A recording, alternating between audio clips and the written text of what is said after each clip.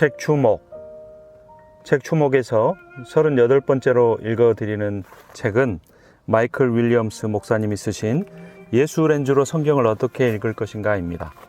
마이클 윌리엄스 목사님은 켈빈 신학교 구약학 교수이자 NIV 성경번역위원회 회원으로 많은 성경에 관련된 좋은 책들을 집필하셨습니다. 학생들을 구약 성경과 그 언어에 대한 지식으로 무장시켜 예수 그리스도의 구속사를 더 잘 이해하고 말과 행동으로 믿음을 전하고 변화할 수 있게 하는 일에 열정을 품고 계십니다. 머릿말, 시작이 중요하다.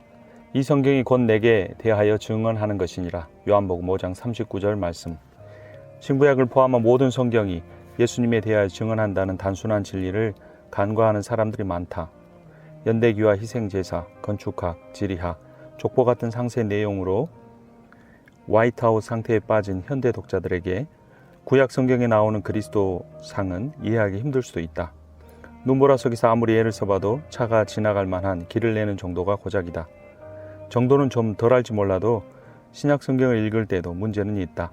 사도와 제자들의 이름, 여행기, 혼란스러운 신학 문제들을 다루고 잘 모르는 지역에 있으며 지금은 2층 교회들에 보내는 편지들 등은 하나같이 이해를 돕는 완성작품 그림이 포장 상자에 없는 직소 퍼즐처럼 보일 수 있다.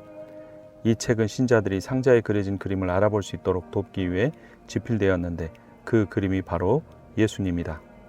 예수 렌즈로 성경을 읽으면 본래 의도에 맞게 성경을 읽는 것이다. 그렇게 되면 예수님에게 중심을 두고 있는 하나님의 원대한 구원 계획에 제대로 초점을 맞춰서 성경을 읽고 이해하고 가르치고 설교할 수 있게 된다. 예수 렌즈는 우리의 해석이라는 볼링공이 레인 밖을 벗어나지 않도록, 그래서 신자들의 믿음과 하나님을 섬기는 원래 의도에 맞게 성경을 충실하게 사용하는 우리의 능력에 큰 피해를 입히지 않도록 해준다. 이에 모세와 모든 선지자들의 글로 시작하여 모든 성경에 쓴 바 자기에 관한 것을 자세히 설명하시니라. 예수께서 누가복음 24장 27절에서 말씀하셨습니다. 첫째, 창세기, 복을 위해 구별하다. 하나님은 한 사람을 구별하여 그를 통해 열방에 복을 주실 것이다.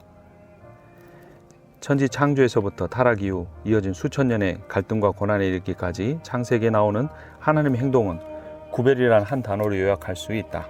어둠과 빛을 구별하신다. 궁창 아래의 물과 궁창 위의 물을 나누신다. 물과 뭇을 나누신다. 바다와 땅의 동물과 식물을 나누신다. 인간과 동물을 나누신다. 세월이 흘러 인류에게 복을 주시려는 하나님의 구별 계획은 드디어 예수 그리스도에게 초점이 맞춰진다. 마태복음 1절에서 사도 마태는 이 메시아 예수가 아브라함의 혈통이요 하나님이 오래전 아브라함에게 하신 약속의 핵심임을 분명히 한다. 사도 바울은 아브라함의 혈통을 통해 열방에 복 주시려는 하나님의 약속을 복음이라고 이름하여 이 관계를 더 깊이 있게 설명해 준다. 예수님은 하나님의 이 모든 구별 계획의 목적이시요 하나님이 약속하신 복을 열방에 전달해 주는 능력이시다. 다른 이로서는 구원을 받을 수 없나니 천하 사람 중에 구원을 받을 만한 다른 이름을 우리에게 주신 일이 없음이라 하였더라. 출애굽기, 임재로 구원받다. 하나님은 자기 백성을 노예 생활에서 구원하여 그분의 임재로 옮기신다. 하나님이 매우 기이한 사건들로 어린 모세를 구하셨던 것처럼 이번에도 매우 기이한 사건들로 어린 이스라엘을 구원하실 것이다. 홍해에서 다시 한번 추격하는 바로의 군대를 완전히 무찌르고 애굽의 억압에서 자기 백성을 건져내신 하나님의 구원은 온전히 이루어졌다. 하지만 출애굽 자체가 하나님의 목적은 아니었다. 출애굽기 29장 46절 그들은 내가 그들의 하나님 여호와로서 그들 중에 거하려고 그들을 애굽 땅에서 인도하여 낸 줄을 알리라. 나는 그들의 하나님 여호와니라. 하나님은 우리를 어디에서 구원하실 뿐만 아니라 어디를 향해 구원하신다. 출애굽기에서 하나님은 자기 백성을 노예 상태에서 구원하셔서 생명을 주는 임재 가운데로 인도하신다. 성막에는 희생 제사를 드리는 제단이 있었는데 이것은 그리스도가 자기 백성을 죄에서 구원할 궁극적 희생 제사를 가리킨다. 수족을 씻는 물두멍은 이처럼 죄에서 깨끗해지는 것을 상징한다. 진설병을 놓는 상은 우리에게 생명을 주시고 유지해 주시는 생명의 떡이요 눈에 보이는 하나님의 임재인 그리스도를 예견한다. 등잔대는 세상의 빛으로 오실 분을 상징한다. 또한 날마다 향을 사르고 1년에 한 번씩 백성의 죄를 위해 속죄제를 드리는 분향제단은 자기 백성을 위해 늘 중보하시는 그리스도의 속죄 사역으로 성취된다. 하나님은 예수 그리스도를 통해 우리를 죄에서 건지실 뿐 아니라 그분의 임재 가운데 의미와 목적이 있는 풍성한 삶으로 인도하신다. 하나님의 죄의 소나기를 벗어난 우리를 되찾으시려고 전능하고 한결같은 능력으로 죄의 형벌만이 아니라 죄의 세력에서 우리를 구원하신다. 레위기.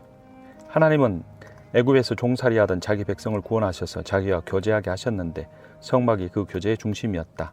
하지만 하나님과의 교제는 매주 토요일 오후에 모이는 독서 모임처럼 그리 간단한 문제가 아니었다. 하나님은 거룩하시다. 순결하고 완벽하시다. 순수하지 못하고 불완전한 사람들이 그분과 가까이 교제하려면 특단의 조처가 필요했다. 하나님은 자기 백성에게 어떻게 그분의 임재 가운데서 살아야 하는지를 레위기를 통해 가르쳐 주셨다. 레위기에서 하나님은 자기 백성에게 그분이 그분의 백성을 세우신 목적에 걸맞게 스스로를 구별하는 방법, 즉 거룩해지는 방법을 가르쳐 주신다. 하나님은 열방에 복 주시려는 특별한 목적을 위해 자기 백성을 구별하셨다. 그들을 종살에서 건져내 생명을 주는 임재 가운데 들어가게 하셨다. 그분의 목적을 자유를 실행에 옮기고 그 자유가 가져다주는 충만한 삶을 누리게 하기 위해서였다. 이제 그들은 자신을 향한 하나님의 목적과 그분의 임재를 깨닫고 그 가운데 살아가야 했다. 그들은 거룩해져야 했다. 레위기 10장 26절. 너희에게 말한다. 너희는 나에게 거룩할지어다. 이는 나 여호와가 거룩하고 내가 또 너희를 나의 소유로 삼으려고 너희를 만민 중에서 구별하였음이니라. 하나님은 이스라엘 백성에게 그들을 따로 구별하신 목적을 이루려면 그들이 그분의 임재 가운데 있으며 그분을 의지하고 있다는 사실을 잊지 않도록 따라야 할 과정을 제시하신다. 이 절차에는 5가지 희생 제사가 포함되는데 각각은 개인과 공동체로서 이스라엘 백성의 삶이 드러내야 할 거룩함의 중요한 측면을 보현한다. 완전히 불살라 바치는 번제는 제사드린 사람이 하나님께 전적으로 항복한다는 뜻이다. 소제는 여호와의 자비로운 공급하심을 눈에 보이는 행위로 인정하는 제사였다. 화목제는 하나님과의 특별한 관계를 더 깊이 영원히 누리고 싶은 열망을 표현했다. 속죄제와 속건제는 관계를 이루기 위한 거룩함에 필요한 것들이 해결됐음을 인정하고 속죄와 하나님과의 관계 회복을 위해 그분이 마련하신 방법을 받아들이는 제사였다. 이스라엘 백성이 하나님께 드린 희생 제사들은 그분의 거룩함과 스스로를 거룩하게 구별하기 위해 하나님과 특별한 관계를 맺는 사람들에게 필요한 요구사항을 인정하는 수단이었다. 하나님께 바치는 제물은 흠이 없어야 했다. 우리를 위해 제사를 드려줄 완벽한 제사장이 필요하다. 흠 없는 제물이자 죄 없는 제사장이신 예수님만이 그 두 역할을 충족하신다. 그는 저 대제사장들이 먼저 자기 죄를 위하고 다음에 백성의 죄를 위하여 날마다 제사 드리는 것과 같이 할 필요가 없으니 이는 그가 단번에 자기를 드려 이루셨습니다. 히브리서 7장 27절 말씀. 그리스도의 거룩하심 때문에 우리는 하나님의 거룩한 임재 가운데 들어갈 수 있다. 거기서 우리는 자비와 은혜의 보고를 발견하고 열방을 향한 하나님의 복이 되리라는 그분의 명령을 실천할 수 있는 원동력을 얻는다. 예수 그리스도가 우리의 거룩함이시다. 예수 그리스도는 하나님의 거룩하신 임재 가운데 있는 생명을 우리에게 허락하시고 우리를 그 생명 가운데 보존하시며 하나님의 영으로 우리를 날마다 그 생명을 온전히 누리는 사람으로 변화시키신다. 4. 민수기, 약속하신 안식. 하나님은 불순종한 백성을 훈계하시지만 그들을 약속의 땅으로 인도하시겠다는 의도를 재차 확인해 주신다. 하나님은 광야길에 동행하시며 그들에게 필요한 물질을 공급하셨다. 약속의 땅 문전까지 그들을 보호하고 인도하셨다. 그런데도 이스라엘 백성의 눈에는 약속의 땅에서 그들 앞에 놓인 눈에 보이는 도전들이 그들과 함께 하시는 눈에 보이지 않는 하나님보다 커 보였다. 의심과 반항이 하나님에 대한 신뢰를 몰아냈다. 하나님의 인내와 사랑과 용서 대신 징계를 내리셔야 했다. 여호와는 노하기를 더디하시고 인자가 많아 죄악과 허물을 사하시나 형벌 받을 자는 결단코 사하지 아니하시고 아버지의 죄악을 자식에게 갚아 3, 4대까지 이르게 하리라 하셨나이다. 민수기 14장 18절 말씀. 모세가 보낸 정탐꾼들이 보고한 내용은 하나같이 똑같았다. 약속의 땅이 비옥하고 수확이 많다는 것이다. 그런데 하나님의 약속을 확인해주는 이런 내용에 이어서 들뜬 분위기를 가라앉히는 소식이 전해졌다. 그 땅은 이미 거대한 사람들이 차지하여 난공불락이었다. 그들은 하나님의 애굽을 어떻게 처리하셨는지 잊어버렸다. 하나님도 어찌할 수 없다고 생각했다. 그들은 애굽으로 돌아가기를 원했다.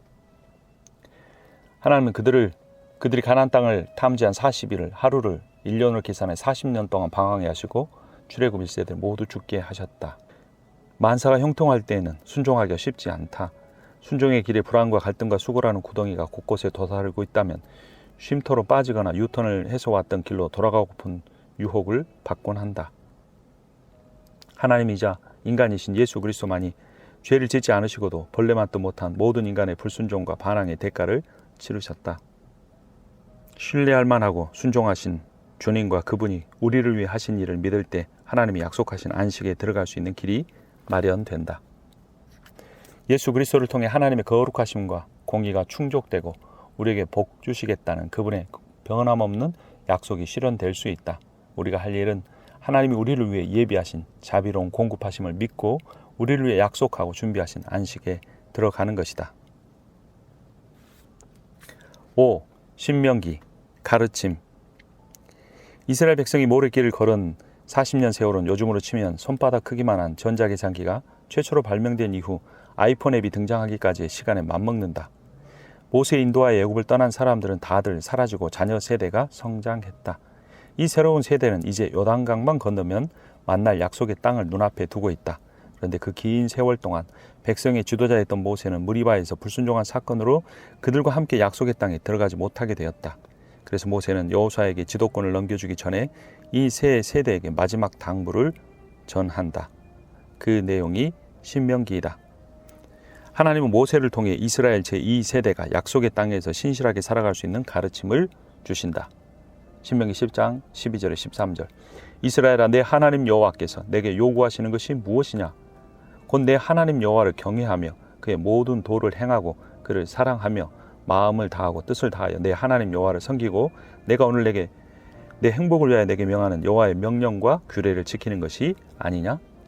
하나님과 인간의 관계가 계속해서 발전하려면 하나님의 가르침대로 제대로 살 수 있는 사람, 하나님의 모든 백성을 대표할 수 있는 사람, 생명의 근원이신 그분과 우리의 관계가 절대 깨지지 않도록 보장해 줄 사람이 필요하다. 다시 말해 하나님 명령에 완벽하게 순종하고 죄도 없는 인간이 필요하다. 바로 그분이 예수 그리스도시다. 하나님의 아들이 인간이 되셨다. 내가 율법이나 선지자를 폐하러 온 줄로 생각하지 마라. 폐하러 온 것이 아니요 완전하게 하려 함이라. 마태복음 5장 17절 말씀.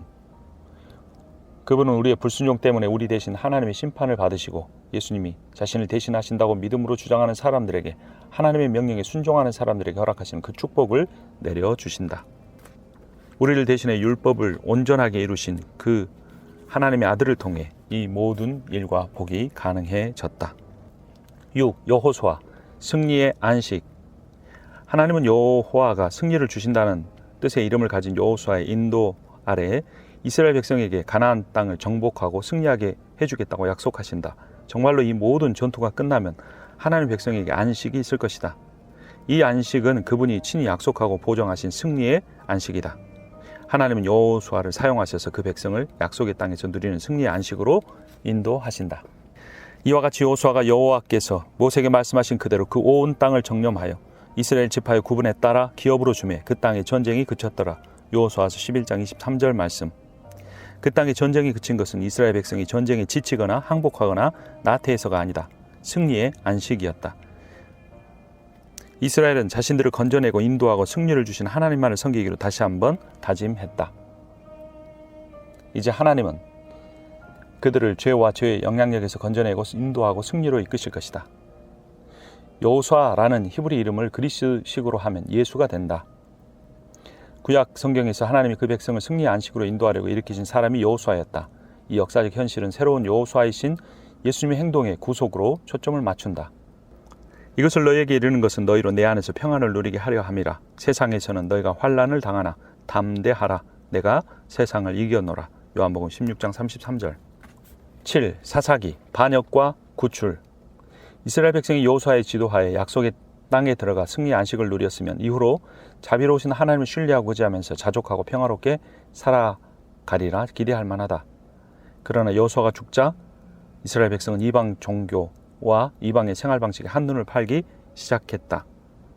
하나님은 그들을 이방 나라에 패배하게 하셨고 공격당하고 패하고 억압을 받으면서 그들이 실수를 깨닫고 그분께 도와달라고 요청할 때까지 내버려 두셨다.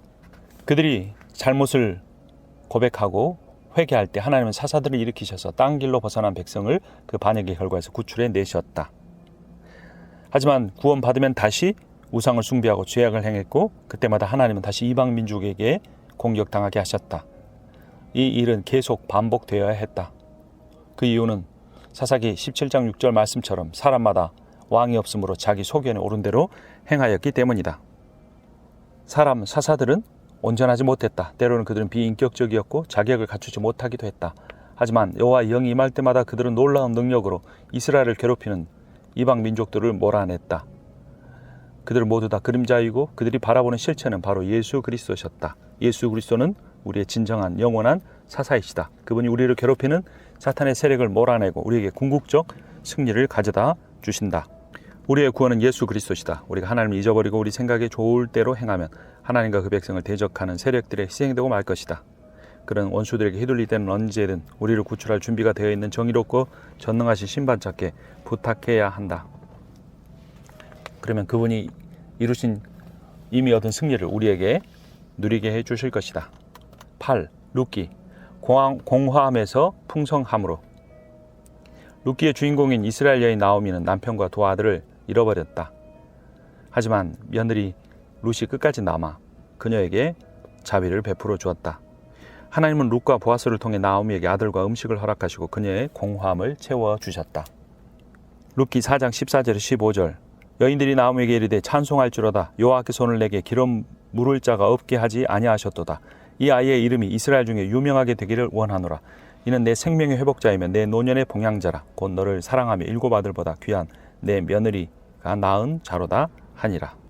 나오미가 자기 힘으로는 스스로 구원할 수 없었듯이 우리도 우리 구원에 아무 힘을 발휘할 수 없다. 하나님이 룻에게 보아스를 소개해 주기 전까지 나오미 앞길의 공허함뿐이었다. 그러나 하나님은 나오미에게 놀라운 일들을 보여주시려고 은밀하게 일하고 계셨다. 하나님은 나오미에게 룻과 보아스를 통해 풍성하고 안정된 삶은 물론 손자까지 허락하셨다. 손자 오벳은 나중에 다윗의 할아버지가 되고 다윗은 예수님의 조상이 된다. 예수께서 말씀하셨다. 내가 온 것은 양으로 생명을 얻게 하고 더 풍성히 얻게 하려는 것이라. 요한복음 10장 10절. 나오미를 공허함에서 풍성한 삶으로 옮겨주신 하나님은 우리도 그 풍성함을 경험하기를 간절히 원하신다. 9. 사무엘서 높이기도 하시고 낮추기도 하시는 하나님. 사무엘서는 원래 한 권이었는데 나중에 상하로 나뉘었다. 상은 사무엘의 출생부터 사울왕의 죽음까지, 하는 다윗 왕 통치기의 대부분을 다룬다. 이스라엘 왕들은 다른 나라 왕들처럼 통치해서는 안 되었다. 자신의 권위나 세력이 아니라 하나님의 권위와 명령과 능력으로 다스려야 했다. 권력과 권위가 하나님의 손에 있다는 사실은 배우기 힘든 진실이었다. 하나님은 약한 자를 높이시고 교만한 자는 낮추신다는 사실을 잊어서는 안 된다. 사울은 초대 왕으로 신체는 건장했지만 겸손한 젊은이였던 이스라엘 초대 왕으로 신체는 건장했지만 겸손한 젊은이였던 사울은 겸손을 잃어버리고 하나님을 무시한 채 교만하게 행하다가 왕에서 쫓겨났다. 나중에 하나님은 무명의 소년 다윗을 이스라엘 왕위 위에까지 앉히고 영구한 나라를 약속하시지만 다윗이 정말로 세상을 다스리는 분이 누구신지 잊어버리자 그마저도 미천한 자리로 내모셨다. 하나님은 다윗에게 놀라운 일들을 약속하셨지만 그는 자신의 권력과 지위가 그분에게서 나온다는 사실을 잊어버렸다. 그것을 남용해서 남편이 있는 바세바를 취했다. 그 결과로 다윗은 아이를 잃었고 자기 아들들과 다른 사람들의 반역에서 왕권을 지키기 위해 고군분투하지 않으면 안 되었다. 하나님에 대한 겸손한 신뢰와 교만에서 비롯된 자립심 사이에서 고뇌하는 다윗의 싸움은 사무엘하 끝부분까지 계속되었다. 나중에 다윗이 회개하고 다시 여호와를 찾을 때야 재앙이 그쳤다. 하나님이 다윗에게 하신 약속을 성취하셨다. 먼 후손이 다윗의 보좌를 영원히 차지할 것이다. 바로 그분이 예수 그리스도시다. 예수님은 하나님의 특권을 내려놓고 인간이 되셨다. 여느 평범한 인간이 아니라 스스로를 낮추시고 다른 사람들에게 모욕을 당하셨다. 그분이 진정한 다윗 왕이시다. 그는 다윗과 같은 한 나라의 정치적인 왕이 아니라 온 우주 만물을 하나님의 창조대로 회복시키실 진짜 왕이시다. 10. 열왕기 하나님을 배반한 백성. 사무엘서처럼 열왕기도 원래 한 권인 책을 나중에 두 권으로 나누었다. 이 책은 이스라엘과 유다 두 나라가 생명의 길을 벗어나 배수로에 빠지게 된 과정을 묘사한다. 왕이 계승자를 둘러싼 이런저런 혼란 끝에 다윗은 아들 솔로몬을 다음 왕으로 삼았다. 하나님 위해 성전을 짓고 그 성전을 바칠 때만 해도 일이 잘 풀리는 듯했다. 하지만 솔로몬의 아들이 실수를 저질렀고 주전 930년에 나라가 둘로 갈라졌다. 이 책은 포로 공동체에게 그들이 어떻게 그런 상황에 처하게 되었는지를 잘 설명해 준다. 이스라엘과 유다의 왕들이 하나님의 율법을 멀리하자 하나님은 약속의 땅에서 이스라엘과 유다를 몰아내신 것이다. 열왕기하 17장 20절 여호와께서 이스라엘 온 족속을 버리사 괴롭게 하시며 노략군의 손에 넘기시고 마침내 그의 앞에서 쫓아내시니라. 열왕기는 여호야긴 왕이 감옥에서 나오는 장면으로 끝난다. 포로 생활이 끝이 아니라 심판이 반드시 있지만 은혜롭고 자비로우신 하나님은 절대로 자기 백성을 포기하지 않으신다는 사실을 암시한다. 우리도 하나님께 등을 돌리면 심판을 받게 된다. 하나님은 죄를 그냥 봐주지 않으신다. 심판을 받아야 한다. 하지만 하나님께서 하나님의 아들 예수 그리스도를 이 땅에 보내시 십자가에 죽게 하심으로 우리를 그 심판을 면하게 하셨다. 오직 그분 예수 그리스도를 통해서만 구원받을 수 있다. 그러나 우리가 구원받기 위하여 예수 그리스도는 하나님께 심판과 저주를 받아야 했다. 제9시쯤에 예수께서 크게 소리질러 이르시되 엘리 엘리 라마 사박다니 하시니 이는 곧 나의 하나님 어찌하여 나를 버리셨나이까 하는 뜻이라. 그 아들이 우리를 대신해 아버지께 버림받으실 때 겪으신 신체적 고통과 정신적 고뇌를 우리로서는 상상하기 힘들다. 그 고난으로 우리는 포로에서 벗어나 하나님과 관계를 맺고 그분이 주시는 생명을 받아 누렸다. 11. 역대기, 권면. 열왕기가 포로기 하나님의 백성들에게 어떻게 그들이 하나님의 심판을 맡게 되었는지 이유를 이야기했다면 역대기는 포로 생활에서 돌아온 백성들에게 앞으로 어떻게 살아야 할지 비전을 주는 책이다. 하나님 여호와의 통치를 인정하는 다윗과 같은 왕들의 이야기를 통해 포로기 이후 이스라엘 백성을 새로운 길로 권면하신다. 그 핵심에 성전이 있다. 내가 만일 내 앞에서 행하기를 내 아버지 다윗이 행한 것과 같이 하여 내가 내게 명령한 모든 것을 행하여 내 율례와 법규를 지키면 내가 내 나라 왕위를 견고하게 하되 전에 내가 내 아버지 다윗과 언약하기를 이스라엘을 다스릴 자가 내게서 끊어지지 아니하리라 한 대로 하리라. 역대하 7장 17절에 18절 말씀.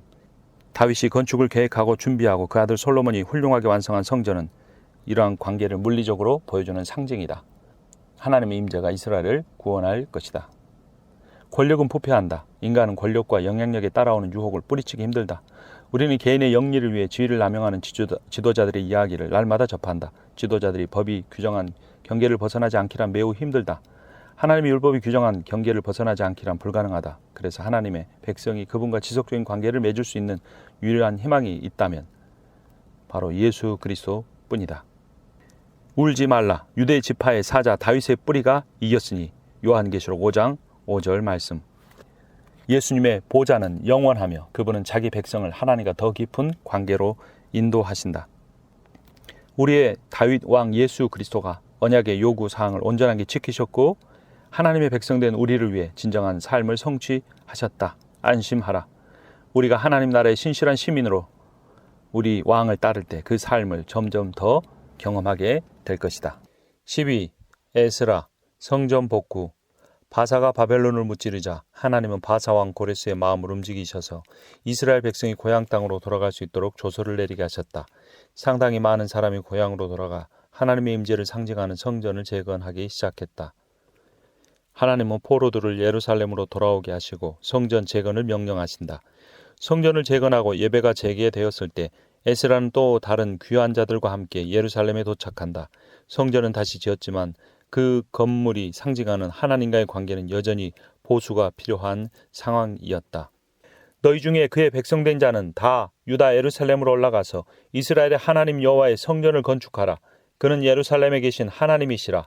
에스라 1장 3절. 백성들은 그분과 교제하는 특별한 장소로 되돌아왔다. 그들은 그들 가운데 계신 하나님을 상징하는 성전을 짓기 위해 오랫동안 맹렬한 반대에 맞서 수고했다.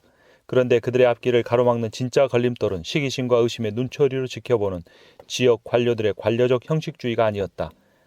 진짜 걸림돌은 내면에 있었다. 백성 가운데 계신 하나님의 임재를 물리적으로 보여주는 성전은 하나님이 각 사람의 삶에 더 깊이 개인적으로 친근하게 임재하신 장소를 상징하는 곳이었다. 겉으로 보이는 공사는 완성되었지만 내면의 공사는 아직 남아있었다. 에스라는 돌아온 이스라엘 백성의 내면 공사를 검사하는 감독관이었다. 하나님은 자기 백성 가운데 더 개인적이고 친밀하게 거하실 것이다. 그분은 임마누엘로 불리는 그 아들을 보내셔서 새로운 종류의 성전을 지으실 것이다. 이 새 성전은 눈에 보이는 하나님의 임재의 장소인 성전과 백성 한 사람 한 사람과 맺으시는 개인적 관계를 하나로 모을 것이다. 그리스도와 함께 각 신자는 다른 신자들과 상호 연결되어 하나님의 살아있는 성전이 된다. 그리스도 예수께서 친히 모퉁이 돌이 되셨느니라. 그의 안에서 건물마다 서로 연결하여 주 안에서 성전이 되어가고 너희도 성령 안에서 하나님이 거하실 초소가 되기 위하여 그리스도 예수 안에서 함께 지어져 가느니라. 에베소서 2장 20절에서 22절. 13. 느헤미야, 구별된 백성. 에스라가 예루살렘으로 돌아온 이후로 14년이 흘렀다. 아이들이 태어나서 10대가 되었다. 포로 생활을 알지 못하는 이 아이들을 폐역 가운데 사는 것이 일상이었다. 부모가 들려주는 과거의 영광스러운 예루살렘 이야기를 잘 알고 있었다. 그러나 돌무더기와 타버린 나무들을 보면서 과거의 빛나는 도시를 떠올리기란 쉽지 않았다. 에스라는 여호와께 집중하고 다른 신들을 섬기는 주변 사람들에게 휘둘리지 말라고 부모들에게 호소했다. 하지만 하나님의 백성과 다른 신들의 백성의 경계가 이렇게 희미한데 그런 차이를 유지하기란 보통 어려운 일이 아니었다. 하나님은 그들을 돕기 위해 느헤미야를 보내셨다. 하나님은 돌아온 포로 공동체를 움직여 예루살렘 성을 재건하게 하신다.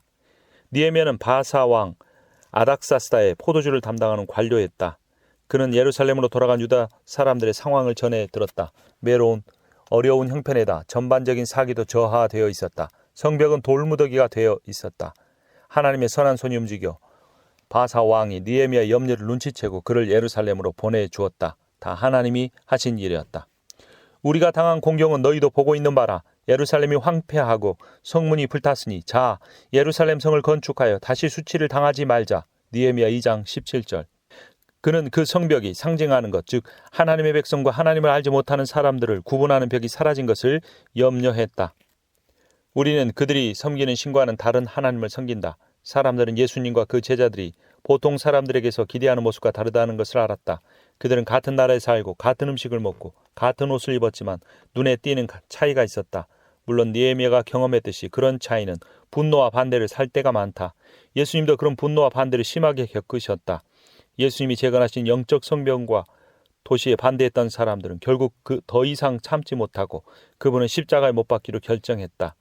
예수님은 그의 제자들도 그 분노와 반대를 경험하게 될 것을 아시고 우리를 대신해 아버지께 이렇게 기도하셨다. 내가 아버지의 말씀을 그들에게 주었사오매 세상이 그들을 미워하였사오니 이는 내가 세상에 속하지 아니한 같이 그들도 세상에 속하지 아니함으로 인함이니라. 내가 비옵는 것은 그들을 세상에서 데려가시기를 위함이 아니요 다만 악에 빠지지 않게 보존하여 하시기를 위함이니이다. 요한복음 17장 14, 15절. 14. 에스더, 구원의 섭리. 에스더는 외국의 통치기에 살았다. 일찍 부모를 잃고 퉁명스럽고 나이 많은 사촌 모르드게의 손에 컸다. 지금은 왕의 조서에 따라 모르드게의 품을 떠나 왕궁에서 지내고 있었다. 아하수르의 왕의 사랑을 가장 많이 받아서 왕후가 되었다. 사실 하나님은 이 세상을 떠나시지 않았다. 에스더는 하나님의 섭리로 자신이 왕후 자리에 올라 그 백성을 하만에게서 구하게 되리라는 사실을 알지 못했다. 하나님의 섭리로 에스더와 모르드게는 이스라엘을 대적의 손에서 그러나 결국 구해내게 된다. 바사의 통치를 받던 유다 사람들에게는 승산이 별로 없었다. 그들의 유일한 희망은 권세를 잡은 사람이 그들을 구해주는 것뿐이었다. 그런데 하나님은 에스더와 모르드게를 통해 그 일을 성취하셨다. 하나님은 그 구원을 이루시기에 에스더와 모르드게를 꼭 있어야 할 때, 꼭 있어야 할 자리에 배치하셨다. 죄의 다스림을 받는 인류에게도 승산이 별로 없다. 우리의 유일한 희망 역시 하나님이 우리를 구원해 주시는 것뿐이다. 그런데 하나님은 그 아들을 통해 그 일을 성취하셨다. 하나님은 그 구원을 이루시기 위해 적절한 때에 인간이 되셨다.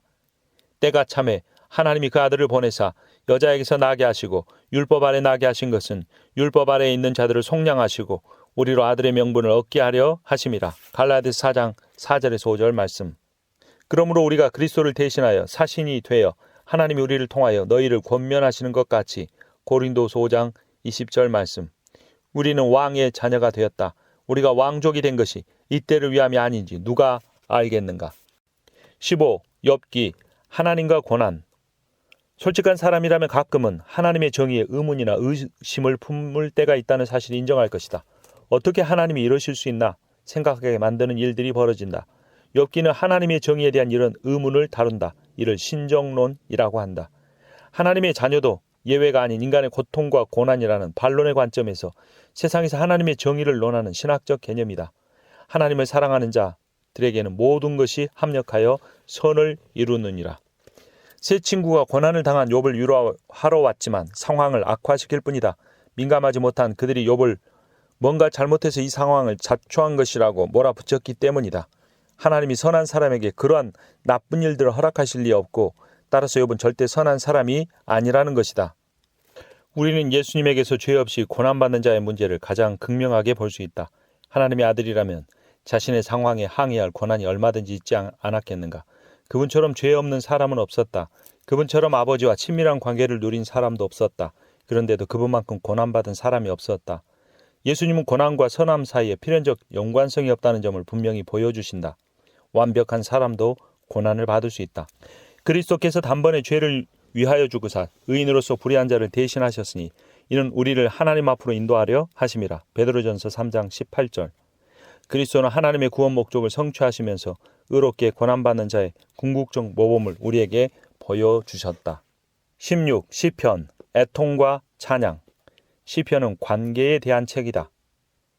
시편은 이 책을 읽는 사람들이 하나님과 가장 가까운 관계라고 가정한다. 관계가 좋으려면 당연히 의사소통이 필요한데 시편은 이 의사소통을 모아놓은 책이라고 할 수 있다. 위대한 왕이신 하나님이 그분에 대한 적절한 반응인 애통과 찬양의 언어를 제공해 주신다. 시편에는 심오한 신학적 진리도 들어있는데 그 진리는 진리의 근원이신 하나님과의 살아있는 관계에서 가장 생생하게 깨달을 수 있다. 하나님이 시편을 통해 우리에게 인지적 차원뿐 아니라 정서적 차원에서 의사소통하신다. 시편에는 즐거움과 확신은 물론이고 좌절, 우울, 분노, 번민과 슬픔이 잘 드러나 있다. 예수님의 삶은 하나님이 우리에게 원하시는 친밀하고 인격적인 관계를 확실히 보여주신다. 예수님은 아버지가 우리에게 알려주시기 원하는 친밀함을 그분과 누리셨을 뿐 아니라 아버지가 우리와 맺기 원하시는 관계를 몸소 보여주셨다. 사실상 예수님은 시편을 구체적으로 보여주신 셈이다. 예수님을 통해 하나님의 임재, 왕권, 순종에 따르는 축복과 불순종에 따르는 형벌, 하나님의 용서, 긍휼과 사랑을 눈앞에서 생생히 목격할 수 있다. 그는 보이지 아니하시는 하나님 형상이시오. 또한 그가 만물보다 먼저 계시고 만물이 그 안에 함께 서느니라. 그는 몸인 교회의 머리시라. 골로새서 1장 15절에서 18절. 17. 잠언, 지혜로운 질서. 시편이 창조주 하나님과의 관계에 초점을 맞췄다면 잠언은 창조된 세상과의 관계에 초점을 맞춘다. 하나님이 이 세상을 체계적으로 창조하셨다. 죄 때문에 그 체계가 망가진 건 사실이지만 하나님의 은혜로 완전히 무너지진 않았다. 따라서 자연현상과 인간 행동의 패턴과 리듬을 배운다면 열매 맺는 삶을 살아가는 데 유리할 수 있다. 잠언은 이와 같은 통찰을 제공해 주는데 그런 통찰에 따라 사는 것이 곧 지혜로운 삶이다. 지혜롭게 살려면 하나님이 창조 세계에 부여하신 질서에 주목해야 한다. 여호와를 경외하는 것이 지식의 근본이거늘 미련한 자는 지혜와 훈계를 멸시하느니라. 잠언 1장 7절. 하나님이 그 아들의 몸을 입고 인간이 되셔서 우리 죄의 대가를 치르고 그분과의 관계를 회복하셨다. 하지만 예수님 죄가 없으셔야만, 즉 완벽한 삶을 사셔야만 우리 죄를 대신해 대가를 치르실 수 있었다. 그분이 절대 죄를 짓지 않으셨다는 사실은 우리가 그 삶을 잘 살피면 인간이 어떻게 하나님의 의도를 따라 살아야 하는지를 볼 수 있다는 뜻이다. 어떻게 해야 지혜로운 인간이 될 수 있는지 알 수 있다. 그리스도 안에 모든 지혜가 감추어져 있기 때문이다. 너희는 하나님으로부터 나서 그리스도 예수 안에 있고 예수는 하나님으로부터 나와서 우리에게 지혜와 의로움과 거룩함과 구원함이 되셨으니. 고린도전서 1장 30절. 18. 전도서, 인생의 목적. 가끔은 우리 인생이 어디로 흘러가는지 어디로 가야 하는지 이해하기 힘들 때가 있다. 짙은 안개 속에서 구불구불한 길을 운전하는 느낌이다. 잠언은 고속도로 표지판을 따라가라고 권면하지만 욥기는 우리가 크고 작은 수레가 눈 깜짝할 사이 도로를 벗어날 수 있다고 경고한다. 이런 가능성 때문에 전도서 저자는 다음과 같은 질문을 던진다. 하나님의 지혜를 구하면서 창조 질서와 조화롭게 살려고 아무리 애를 써도 인생길에 재앙이 닥친다면 굳이 그렇게 살려 애쓸 필요가 있을까? 일의 결국을 다 들었으니 하나님을 경외하고 그의 명령들을 지킬지어다. 이것이 모든 사람의 본분이니라. 전도서 12장 13절. 인생의 의미와 목적을 발견하려면 해 아래 영역에서 시선을 돌려 해와 피조물 너머의 영역, 하나님이 계시는 곳을 바라보아야 한다. 피조물인 인간의 한계를 직시하고 그분께는 그런 한계가 없다는 사실을 경건하게 인정하면서 겸손하게 하나님을 찾고 그분의 보호와 인도에 스스로를 맡겨야 한다. 신약 성경의 주 목적은 예수 그리스도 밖에는 생명이 없음을 보여준다. 가능한 모든 방법으로 예수님을 통해 하나님과 관계를 맺도록 권면하는 것이다. 그래야 하나님이 말씀하신 풍성한 삶을 최대로 누릴 수 있다. 이는 그들로 마음의 위안을 받고 사랑 안에서 연합하여 확실한 이해의 모든 풍성함과 하나님의 비밀인 그리스도를 깨닫게 하려 함이니 그 안에는 지혜와 지식의 모든 보화가 감추어져 있느니라. 골로새서 2장 2, 3절. 19. 아가, 사랑. 히브리어에서 뭐뭐 중에라는 낱말을 사이에 두고 명사의 단수형과 복수형이 같이 올 때는 그 범주에서 최고라는 의미다. 예를 들어 주의 주, Lord of the Lords는 지극히 높은 주님을 뜻하고 지성소, Holy of Holies는 가장 거룩한 장소를 뜻하며 아가서, Song of Songs는 최고의 노래를 뜻한다. 아가서는 사랑을 말한다. 그 사랑은 친밀하고 수치심이 없으며 상대방에 대한 진정한 존경과 보살핌이 특징이다. 하나님은 친밀한 인간의 사랑을 선물이자 그 백성을 향한 하나님의 사랑을 이해하는 열쇠로 묘사하신다.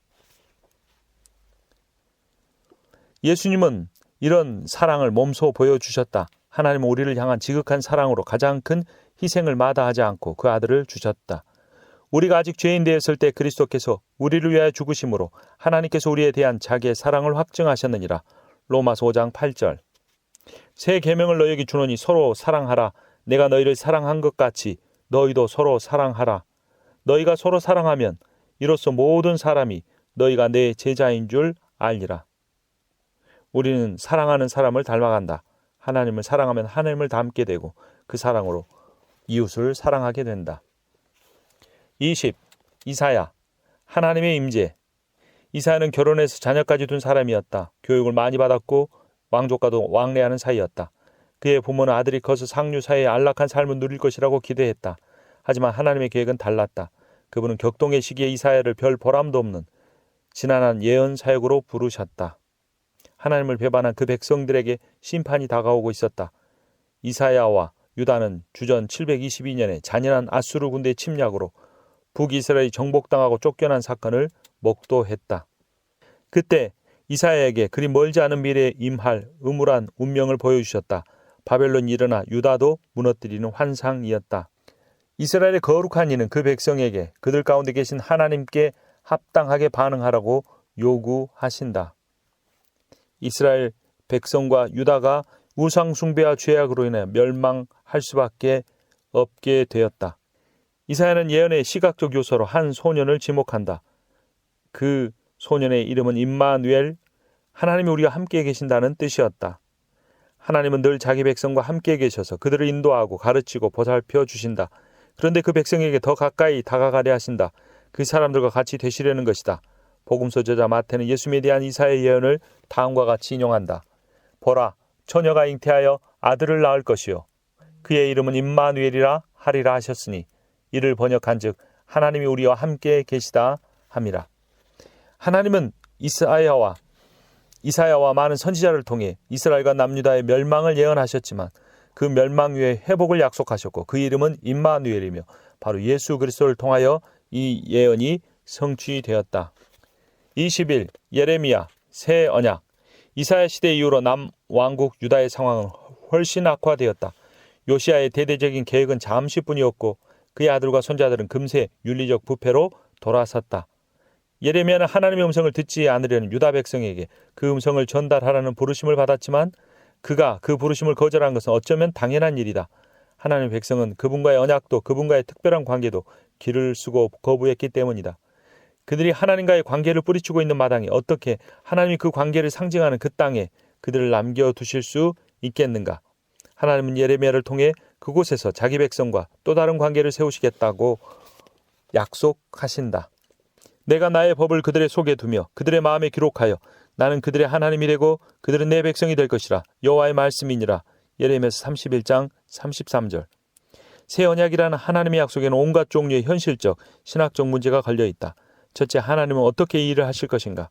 유다의 죄가 얼마나 심각했던지 금강서 끝 철필로 기록되되 그들의 마음판에 새겨졌다고 표현할 정도다. 하나님은 이 새로운 관계에서 죄 대신 그분의 법을 백성들의 마음에 기록하겠다고 말씀하신다. 둘째, 어떻게 공의로우신 하나님이 그 백성을 용서할 수 있으신가? 어떤 판사가 죄인을 눈감아 주겠는가? 어떻게 이 새 언약이 이전의 그 어떤 언약보다 오래 지속될 수 있을까? 새 언약에서 쇠라는 단어는 새 차에서 새가 뜻하는 내용과 조금 다르다. 단순히 오래되고 낡은 이전 물건을 대체하는 무언가를 의미하지 않는다. 여기서 새로운이란 말은 또 다른 종류라는 뜻이다. 이 새로운 관계가 관련된 모든 현실적 신학적 문제는 예수 그리스도가 해결하셨다. 새로운 분이시기에 새로운 언약이 가능하다. 인간의 어떤 실패도 예수님과 아버지의 연합을 깨지 못한다. 예레미야가 예언한 것처럼 남유다가 멸망했지만 그들을 다시 회복시켜 주신 것처럼 하나님은 예수 그리스도를 통하여 하나님과 파괴된 관계를 회복시켜 주셨다. 그것이 바로 새 마음에 부은 새 언약이다. 저녁 먹은 후에 잔도 그와 같이 하여 이르시되 이 잔은 내 피로 세우는 새 언약이니 곧 너희를 위하여 붓는 것이라. 누가복음 22장 20절. 22. 예레미야가 대재앙 가운데서 누리는 평안. 하나님의 백성이 의지하던 모든 것이 사라져버렸다. 예루살렘도 예루살렘 성전도 사라졌다. 예레미야 애가의 저자는 자신의 괴로운 심정을 흐느끼듯 시로 표현했다. 하나님의 사랑 넘치는 긍휼과 신실하심은 예루살렘의 멸망 중에도 변함이 없다는 내용이다. 그러나 절규할 수밖에 없다. 어떻게 이런 일이 하나님의 백성에게 하나님의 나라에 임할 수 있는가? 혼란에 빠진 이런 상황에서 우리가 의지할 수 있는 것이 있을까? 여호와의 인자와 긍휼이 무궁하심으로 우리가 진멸되지 아니함이니이다. 이것들이 아침마다 새로우니 주의 성실하심이 크시도소이다. 하나님의 백성은 스스로 그런 끔찍한 심판을 받아 마땅하다고 생각했다. 오히려 그들이 이해하기 힘든 것은 하나님이 그런 그들을 완전히 멸망시키지는 않으셨다는 사실이다. 하나님은 이러한 힘든 시기에 우리가 의지할 수 있는 유일한 희망이셨다. 예수님은 우리에게 영원한 미래가 보장된다고 해서 현재의 고난이 다 사라지는 것은 아니라는 사실을 말씀해 주셨다. 그래서 그분의 영을 보내 각 신자에게 내주하게 하심으로 이 세상이 뒤집혀도 흔들리지 않는 평안과 확신을 주셨다. 보혜사 곧 아버지께서 내 이름으로 보내실 성령, 그가 너희에게 모든 것을 가르치고 내가 너희에게 말한 모든 것을 생각나게 하리라. 평안을 너희에게 끼치노니 곧 나의 평안을 너희에게 주노라. 내가 너희에게 주는 것은 세상이 주는 것과 같지 아니하리라. 너희는 마음에 근심하지도 말고 두려워하지도 말라. 23. 에스겔. 하나님에게서 나오는 생명. 유다의 멸망은 갑자기 찾아오지 않았다. 주전 586년에 예루살렘이 망하기 전에도. 예레미야 애가의 배경이 된 사건. 바벨론은 이미 유다를 폐허로 만들어 놓았다. 유다는 주전 605년에 바벨론의 통치를 받게 되었다. 그로부터 몇 년 후인 주전 597년 유다 왕 여호야김이 바벨론의 통치를 거부한 이후에 느부갓네살 왕이 예루살렘을 찾았다. 요아킨을 포함한 10,000명을 포로로 잡아갔다. 그렇게 끌려간 사람 중에 에스겔이라는 젊은이도 있었다. 그는 바벨론에서 포로로 있는 중에 선지자가 되라는 하나님의 부르심을 받았다. 에스겔은 무서운 환상을 보았다. 하나님의 임재가 성전을 떠나는 환상이었다. 하나님이 그분의 임재를 거두시면 모든 생명도 떠난다. 그러나 다시 하나님께 돌아가면 하나님은 마른 뼈들에게도 생기를 주실 거라는 새로운 환상을 에스겔에 주셨다. 주 여호와께서 이 뼈들에게 이같이 말씀하시기를 내가 생기를 너희에게 들어가게 하리니 너희가 살아나리라. 에스겔 37장 5절. 예수님은 자신이 곧 성전, 백성 가운데 계신 하나님의 임재를 보여주는 상징이라고 말씀하셨다. 예수님 시대의 사람들과 에스겔 시대 유다 백성 앞에 놓인 도전은 동일했다. 그들 가운데 계신 하나님의 임재를 환영하고 귀하게 여겨서 거기서부터 강물처럼 흘러나오는 생명을 체험할 것인가? 아니면 그분의 임재를 거부하고 마른 뼈가 쌓인 계곡처럼 될 것인가? 예수 그리스도 안에 생명이 있고 예수님은 그분 안에 넘치는 생명을 말과 행동으로 보여주셨다. 이 성전에서 생명의 물이 흘러내린다라는 에스겔의 예언은 성전 대신 예수 그리스도로부터 성령이 사람들에게 흘러 들어가 충만케 할 것이라는 의미이다. 24. 다니엘. 우주에 미치는 권위. 다니엘은 에스겔보다 먼저 바벨론의 포로로 끌려갔다. 주전 605년 여호야김 왕 통치 첫해 유다를 침략했다. 여호야김은 느부갓네살에게 항복하고 조공과 인지를 바쳤다. 그 중에 다니엘이라는 소년도 있었다.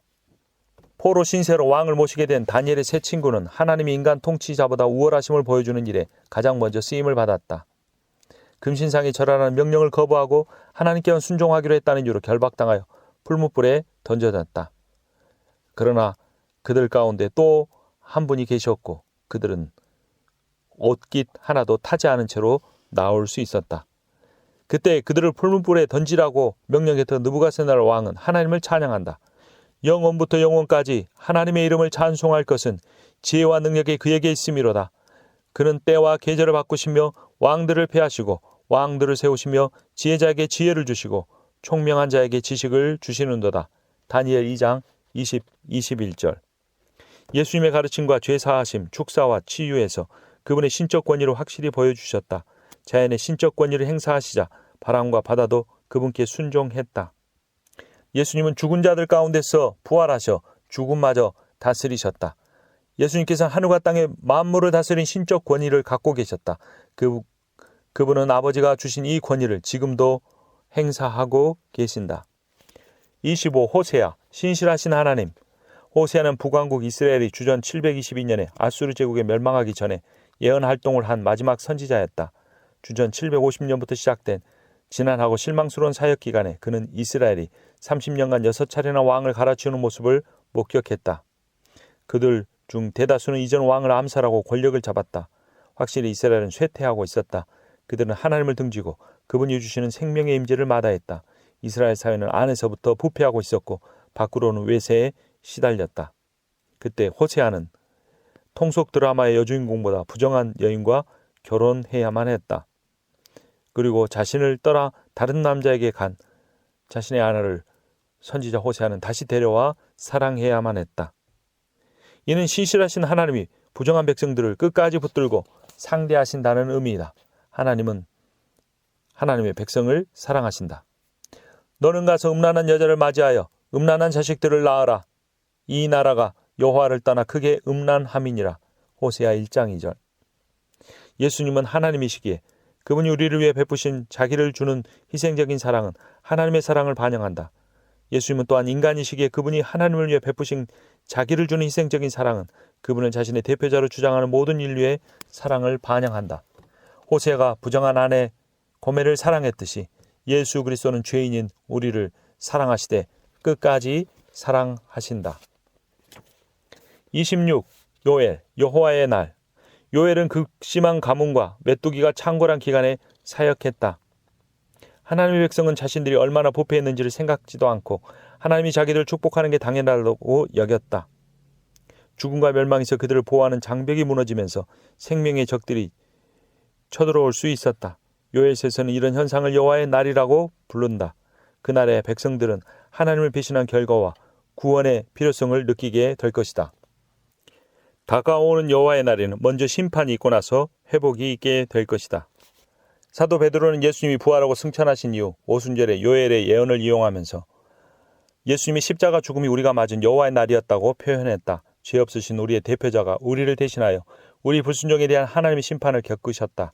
요엘은 당대 하나님의 백성들에게 그들이 겪고 있는 재앙은 하나님을 저버린 자연스러운 결과이며 그 결과는 하나님 안에만 생명이 있다는 사실을 그들에게 일깨우기 위한 것이라고 말했다. 만국이 심판을 받으러 주님 앞에 모일 다가올 여호와의 날에 온 세상 심판자 앞에서 유효한 유일한 기준은 예수 그리스도와의 관계일 것이다. 인자가 자기 영광으로 모든 천사와 함께 올 때 자기 영광의 보좌에 앉으리니 모든 민족을 그 앞에 모으고 각각 구분하기를 목자가 양과 염소를 구분하는 것 같이 하여. 27. 아모스, 하나님의 정의. 아모스는 말을 에둘러 하지 않았다. 그는 시골 출신의 부지런한 노동자 계층이었다. 하나님 주전 750년경에 그를 북왕국 이스라엘에 보내 확실한 메시지를 전하게 하셨다.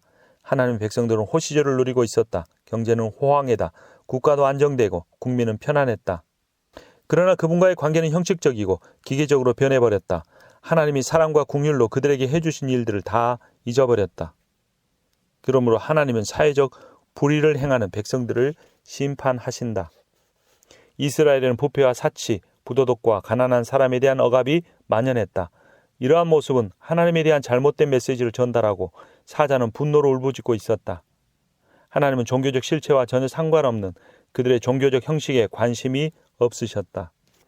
예수님은 새로운 하나님 백성의 공동체를 세우시려고 이 땅에 오셨다. 아모스 시대 백성들과 달리 이 새로운 공동체는 공의와 정의라는 하나님의 성품을 드러낼 것이다. 예수님은 산상수훈에서 이런 모습을 구체적으로 묘사하셨다. 거기서 그치지 않고 그 진리를 삶으로 실천하셨다. 예수께서 모든 도시와 마을에 두루 다니사 그들의 회당에서 가르치시며 천국 복음을 전파하시며 모든 병과 모든 약한 것을 고치시니라. 무리를 보시고 불쌍히 여기시니 이는 그들이 목자 없는 양과 같이 고생하며 기진함이라. 마태복음 9장 35절 36절. 28. 오바댜 하나님의 복수. 우리가 오바댜에 대해 아는 내용은 전혀 없다. 구약 성경에서 가장 짧은 이 책에서 오바댜는 유다 왕국 남서쪽에 위치한 에돔에게 예언한다. 에돔 사람들은 야곱의 쌍둥이 형 에서의 후손이었다. 에돔 사람들은 바벨론의 유다 침공으로 이스라엘이 약해진 상태를 노려 이스라엘을 괴롭혔다. 하나님은 이스라엘을 학대한 에돔에게 복수하실 것이다. 오바댜의 예언은 예수 그리스도께서 뚜렷이 보여주신다. 오바댜에서 나오는 하나님의 백성들은 자기 친족에게서 억압을 받고 있었다. 예수님이 자기 땅에 오매 자기 백성이 영접지 아니하였으나라는 요한복음 1장 11절 말씀은 이런 상황을 잘 보여준다. 예수님의 친족들이 그분을 모욕하고 경멸하고 학대하고 십자가에 넘겨주었다. 에돔 사람들이 유다 백성에게 한 행동과 똑같았다. 그러나 예수께서는 눈으로 이를 이로 갚지 않으셨다. 욕을 당하시되 맞대어 욕하지 아니하시고 고난을 당하시되 위협하지 아니하시고 오직 공의로 심판하신 이에게 부탁하시며 베드로전서 2장 23절. 29. 요나 확장된 궁휼. 이스라엘을 비롯한 많은 나라가 아수르에게 나쁜 일이 생기기를 바랐다. 아수르는 자기를 거역한 사람들에게 끔찍한 것을 저질러 항복하게 만드는 매우 잔인하고 폭력적인 나라였다. 여호와의 주권적인 궁휼은 이스라엘을 넘어서 열방에까지 미치게 된다. 그러므로 내가 빨리 다시스로 도망하였사오니 주께서는 은혜로우시며 자비로우시며 노하기를 더디하시며 인애가 크시사 뜻을 돌이켜 재앙을 내리지 아니하시는 하나님이신 줄을 내가 알았음이니라. 요나서 4장 2절. 요나가 하나님의 명령에도 불구하고 다시스로 도망한 이유는 그가 니느웨에 복음을 선포할 때 그들이 회개하고 돌아올 것을 염려했기 때문이다. 요나의 염려는 현실이 되었다. 그리고 하나님에게 원망하는 말을 한 것이다. 요나와 이스라엘은 하나님의 구원을 아까워하고 있다. 자신들에게 임한 구원은 기뻐하면서도 남들이 특히 원수가 그 구원을 누리는 것을 원치 않았기 때문이다. 그러나 하나님은 대상의 가치를 고려하지 않으시고 차별 없이 긍휼을 베푸시는 신실한 분이시다. 예수 그리스도는 세례 요한이 묘사한 것처럼 세상 죄를 지고 가는 하나님의 어린 양이다. 그가 지신 죄는 우리만 아니라 세상의 모든 죄인들을 향한 것이다. 우리는 이 복음을 열방에까지 이르러 전해야 한다. 만약 그들이 그것을 받아들인다면 요나처럼 불평할 것이 아니라 감사하며 하나님을 찬양해야 할 것이다. 30. 미가 공의의 자비. 미가는 이사야와 호세와 마찬가지로 북왕국 이스라엘이 망하고 남왕국 유다의 운명이 기로에 놓인 혼란기에 사역했다. 미가는 하나님의 심판이 두 나라에 임하는 환상을 보았지만 먼 미래에 회복의 때가 다가오는 것도 희미하게 볼 수 있었다. 하나님은 반역한 백성을 심판하시겠지만 미래의 구원도 약속하신다. 예수님은 인간의 불의와 무자비함에 대한 심판을 온전히 감당하려고 이 땅에 오셨다. 미가의 예언에 따르면 베들레헴 출신인 그분은 우리가 평강이 임할 수 있게 하실 것이다.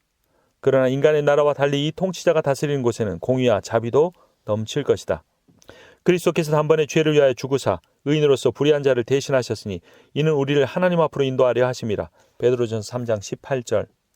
30일 나훔 만민의 심판자. 위로라는 뜻의 이름을 가진 나훔 선지자가 하나님이 대적자들에게 분노하신다고 예언하니 조금은 이상해 보일 수도 있다. 니느웨 백성은 요나의 선포를 듣고 회개하는 듯 했지만 과거의 습관으로 돌아가는데 오랜 시간이 걸리지 않았다. 아수르는 결국 주전 663년에 애굽의 수도 테베까지 무너뜨리고 고대 애굽 왕국에까지 영토를 확장했다. 약소국 유다는 동맹국도 없고 힘도 약했다. 하지만 하나님이 유다와 함께 계셔서 그 백성의 대적을 그분의 대적처럼 여기신다. 하나님의 백성을 상대하고 있는 아수르는 궁극적으로 만물의 주 여호와를 상대하고 있었던 셈이다. 예수님은 우리를 향한 하나님의 불같은 진노로 몸소 당하시려고 이 땅에 오셨다. 인간이 되어 미래에 임할 하나님의 진노를 막아낼 산성이 되셨다. 그를 믿는 사람은 누구나 우리를 보호하시는 그분의 성벽 안에 안전히 거한다. 그러나 밖에 있는 사람들에게는 피할 곳이 없다. 회개하지 않는 자에게는 슬퍼 울며 이를 갈게 되는 심판만이 있는 것이다. 32. 하바국. 하나님 안에 있는 위로, 하나님의 심판을 이야기하는 책 다음에 그분의 위로를 이야기하는 책이 이어지는 것은 결코 우연이 아니다. 하바국은 나훔의 예언이 성취된 이후에 활동했다. 하나님은 바벨론 제국을 일으키셔서 아수르를 심판하셨다. 외부의 위협이 일단 사라지자 하바국은 내면으로 눈을 돌려 하나님의 백성의 상호 관계를 집중적으로 살핀다. 그런데 그가 목격한 모습은 썩 만족스럽지 못하다. 하나님은 악이 만연한 이 세상에서 사나 죽으나 내 유일한 위로이시다. 하바국은 큰 충격에 빠졌다. 어떻게 하나님이 자기 백성보다 윤리적으로 더 타락한 나라를 사용하셔서 자기 백성을 심판하신다는 말인가?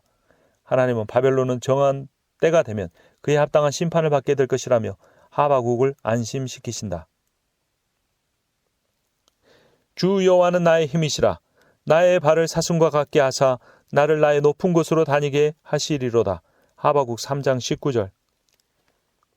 예수님 시대의 하나님의 백성들은 하바국 시대 백성과 비슷한 문제들을 씨름하고 있었다. 어떻게 하나님은 위선적인 종교 지도자들이 자기도 지기 어려운 짐을 백성에게 지우는 것을 내버려 두실 수 있단 말인가?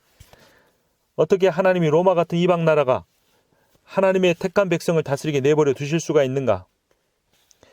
그러나 하나님이 여전히 통치하시며 하나님 백성들을 보살피고 계신다는 사실을 깨달아야 한다. 하나님을 끝까지 신뢰하라. 예수님이 이 땅에서 인간으로 사셨지만 그가 행했던 초자연적인 기적은 그분께는 여느 인간을 초월하는 하나님의 능력이 있으며 우리 유익을 위해 그 힘을 사용하고 계신다는 증거를 가질 수 있다. 하바국처럼 혼란스럽고 낙담할 때는 우리 생각을 재조정해야 할지도 모르겠다. 지금 이 상황을 통제하고 계시는 하나님이 과거의 그 백성을 한 번도 실망시키신 적이 없다는 사실을 믿어야 한다. 하바국은 하나님에 대한 끈질긴 소망, 끈질긴 신뢰, 끈질긴 확신을 가져야 했던 것처럼 우리에게도 동일한 소망과 신뢰와 확신이 필요하다. 33 스바냐, 다가올 심판. 스바냐의 조상은 히스기야 왕까지 거슬러 올라간다. 그는 왕족으로서 당대 엘리트 사회에서 부활한 기회를 얻을 수 있었다. 유다 고관들은 최악의 상황을 넘겼다고 여기고 여호와께서는 복도 내리지도 아니하시며 화도 내리지 아니하시리라고 스바냐 1장 12절에서 말씀하셨다. 하나님은 유다 백성에게 여호와의 날이 다가오고 있다고 선포하셨다. 내가 땅 위에서 모든 것을 진멸하리라. 아무리 고귀한 혈통이나 지위를 가진 사람이라도 그 심판에서 면제되지는 않았다. 캄캄하고 어두운 날, 구름과 흑암의 날이라는 불가피한 결과가 임하게 될 것이다. 여호와의 이름을 의탁하는 이들만이 하나님의 심판의 불에서 살아남을 유일한 사람들이다. 너희는 여호와를 찾으며 공의와 겸손을 구하라. 너희가 혹시 여호와의 분노의 날에 숨김을 얻으리라. 스바냐 2장 3절. 세례요한은 하늘과 땅을 심판하러 오실 분의 길을 예비하면서 임박할 진노를 피하려면 회개해야 한다고 마태복음 3장 7절에서 외쳤다. 인자이신 예수 그리스도를 믿고 심판을 피해 생명을 누리든가 당신의 죄를 대속한 그분을 거부하고 스스로 그 대가를 치르든가. 아들을 믿는 자에겐 영생이 있고 아들에게 순종하지 아니하는 자는 영생을 보지 못하고 도리어 하나님의 진노가 그 위에 머물러 있느니라. 34. 학계, 하나님의 우선순위. 주전 539년 바사왕 고레스의 마음을 움직이셔서 이스라엘 포로 공동체를 약속의 땅으로 보내게 허락하셨다. 고향으로 돌아간다는 소식에 수많은 사람이 뛸 듯이 기뻐했다. 돌아온 공동체는 곧바로 무너진 고향 땅을 재건하는 일에 착수했다. 최우선 순위는 성전이었다. 하나님의 임재를 상징하는 장소부터 다시 지어야 했던 것이다. 2년간 이미 성전 기초는 다 놓았고 공사 마무리만 남았다. 하지만 이웃 나라들의 반응은 뜨뜻 미지근하거나 반대하는 목소리가 있고 바사왕에게 투서를 보내기까지 했다. 결국 성전 공사도 하나님을 최우선 순위에 두겠다는 그들의 결단도 10년 넘게 완전히 멈추어 버렸다. 포로 생활에서 돌아온 백성들은 불편한 갈등과 이기심의 유혹, 분주한 일상에 빠져서 축복받을 일들은 제쳐놓고 아무 도움도 되지 않는 일에 애쓰고 있었다. 하나님은 학계를 통해 그 백성에게 그들의 정체성과 만족은 하나님이 일을 하는 것과 불가분하게 연결되어 있다고 말씀하셨다. 성전은 하나님이 그들 가운데 계심을 온 세상에 보여주는 상징과 같았다. 너희는 산에 올라가서 나무를 가져다가 성전을 건축하라. 그리하면 내가 그것으로 말미암아 기뻐하고 또 영광을 얻으리라. 나 여호와가 말하였느니라. 학계 1장 8절. 하나님은 스룹발벨을 인장으로 삼겠다고 말씀하셨다. 인장은 표면에 솟은 부분이 있어서 밀랍 같은 부드러운 면에 자국을 남길 수 있었다. 이 자국이 인장 소유자의 권위와 권력, 신뢰성을 보장했다. 하나님은 다윗의 후손 수룹바벨을 잇는 예수 그리스도를 통하여 우리를 구원하시고 성령의 인을 치신다. 예수께서 이르시되 나의 양식은 나를 보내신 이의 뜻을 행하며 그의 일을 온전히 이루는 것이니라. 요한복음 4장 34절. 너희는 먼저 그의 나라와 그의 의를 구하라. 그리하면 이 모든 것을 너에게 더하시리라. 마태복음 6장 33절. 35. 스가랴 성전 건축. 스가랴의 사역기간은 학계와 겹치지만 그보다 오래 간다. 두 사람은 성전 건축이란 동일한 문제를 다루었다. 스가랴는 그 문제를 전혀 다른 차원으로 끌고 간다. 먼 미래의 사건들을 가리키는 고도로 비유적인 글로 스가랴는 돌아온 포로 공동체가 성전을 짓도록 계속 권면한다. 성전이 대표하고 상징하는 미래를 연관지어 그들을 권면한다. 그래서 스가랴는 예언을 시작하면서 8개의 신비로운 환상을 본다. 말, 뿔, 측량줄, 눈, 등잔대, 감람나무, 두루마리, 한 여인, 4병과 구리산이 등장한다. 그러므로 여호와가 이처럼 말하노라. 내가 불쌍히 여김으로 예루살렘에 들어왔은즉 내 집이 그 가운데 건축되리니 예루살렘 위에 목줄이 쳐지리라. 만군의 여호와의 말이니라. 성전은 하나님과 관계를 맺은 사람들과 그렇지 못한 사람들의 구별, 즉 축복과 생명과 심판과 죽음의 구별을 상징했다. 성전 의식들은 하나님이 생명을 주시는 그분의 임재를 누리는 사람들을 정결하게 하는 것을 상징했다. 스가랴가 예언한 상세의 내용은 대부분 예수님이 성취하신다. 그러나 오실 예수님과 성전 재건축을 권면하는 스가랴의 말이 어떤 연관이 있는지는 명확하지 않다. 스가랴가 백성들에게 지으라고 권면한 성전은 그 자체가 예언이었다. 성전은 오실 그리스도에게서 궁극적으로 실현될 현실을 가리켰는데 성전이 곧 하나님과 그 백성의 관계를 확인시켜주는 장소였기 때문이다. 말씀이 육신이 되어 우리 가운데 거하심에. 요한복음 1장 14절. 36. 말라기 하나님을 공경하라. 말라기는 학교와 스가랴처럼 유다 땅으로 돌아온 포로 공동체를 대상으로 사역했지만 그들보다는 약 100년이 늦다. 느헤미야의 수고로 성전이 재건되고 예루살렘 성벽도 다시 세워졌다. 예배 의식도 회복했다. 모든 준비를 갖춘 것처럼 보였다. 하나님의 능력과 영광만 임재하면 됐다. 하지만 아무 일도 없었다. 그들은 여전히 세상 변방의 약소국이었고 강대국들이 베푸는 호의에 의존하여 근근히 살아야만 했다. 그러자 그들의 예배는 틀에 박힌 일상과 불성실, 타협으로 얼룩지기 시작했다. 하나님이 불성실하다고 믿을수록 그들도 하나님과 다른 사람들에게 불성실하기 시작했다. 말라기는 하나님의 백성들에게 하나님이 그들을 정말로 사랑하시며 여전히 좋은 일을 계획하고 계신다고 선포했다. 만군의 여호와가 이르노라. 너희의 조상들의 날로부터 너희가 나의 규례를 떠나 지키지 아니하였도다. 그런즉 내게로 돌아오라. 그리하면 나도 너희에게 돌아가리라. 하나님께로 돌아오라는 말은 그분에 대한 진리를 드러내는 삶을 살라는 뜻이다. 400년 후 예수님은 말라기가 예언한 엘리야가 정말로 사도 요한의 모습으로 온 것을 분명히 하신다. 하나님의 약속은 예수님을 통해 성취되기 시작했지만 대다수 사람들이 기대한 방식과는 달랐다. 하나님은 예수님의 고난으로 그 백성을 향한 사랑을 보여주셨다. 다시 한번 하나님의 이 사랑 표현은 우리로 하여금 그 숨은 뜻이 온전히 실현되기까지 신뢰하고 기다리는 동안 그분을 공경하라고 요구한다. 37. 마태복음 토라의 성취. 마태는 주로 유대인 독자들을 염두에 두고 그들이 그토록 아끼는 율법이 마침내 예수님 안에 성취되었음을 보여주고자 이 책을 썼다. 하지만 예수님은 독자들의 예상과는 전혀 다른 방향으로 율법을 해석하셨다. 그들은 율법을 감옥으로 만들었다. 창조주가 그 피조물을 창조주와 다른 인간과의 교제 가운데 누리는 온전한 인간 경험으로 인도하기 위한 자비로운 조항이 아니라 불확실한 목적에 도달할 수 없는 수단으로 율법을 해석한 것이다. 그러나 예수님은 이러한 율법을 다시 해석해 구원의 길을 여셨다.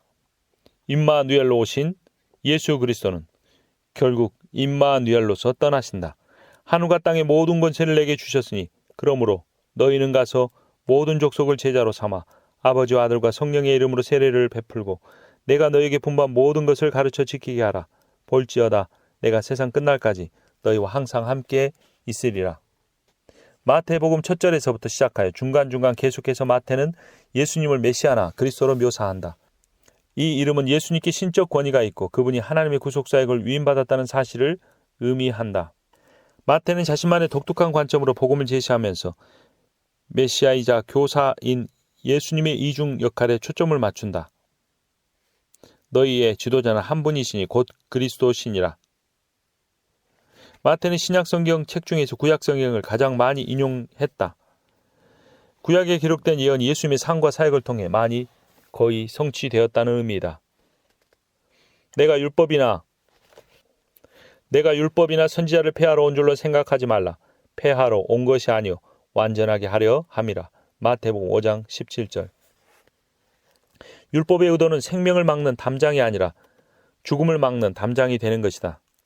예수님이 이런 삶을 완벽하게 보여주시고 우리에게 그런 삶이 가능하게 해주신 분이기에 그분이야말로 구약성경 전체의 성취요 핵심이시다. 이것이 바로 우리가 탐색하고 경험해 볼 만한 좋은 소식이 아닌가. 예수님의 죽음은 죄에 물린 상처에 항독소를 제공해 주셨지만 그저 죽음을 면하고 목숨만 구한 것이 아니다. 그리스도의 영의 능력을 힘입어 우리는 하나님의 인도를 따라 그분과의 관계 가운데서 매우 특별하고 풍성한 삶을 누릴 수 있다. 38. 마가복음 고난받는 종. 마가는 사도 베드로와 동행하면서 그가 예수님의 삶과 사역에 대해 언급한 내용을 기록했다. 베드로의 말년은 평탄치 못했다.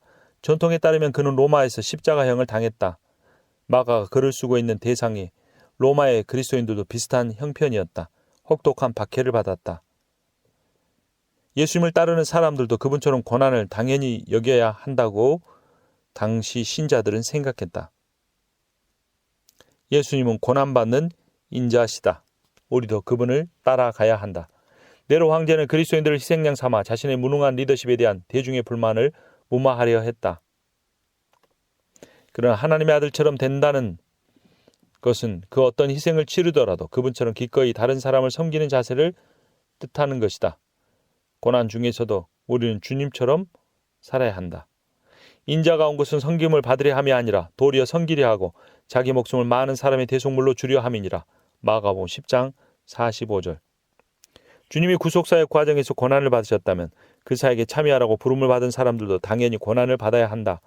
예수님은 그분을 따르는 사람들도 그분처럼 목숨을 내려놓아야 하는 한이 있더라도 모든 사람이 종이 되어야 한다. 39. 누가복음 막대한 대가를 치른 구원. 누가는 신약성경 저자 중에 유일한 비유대인이다.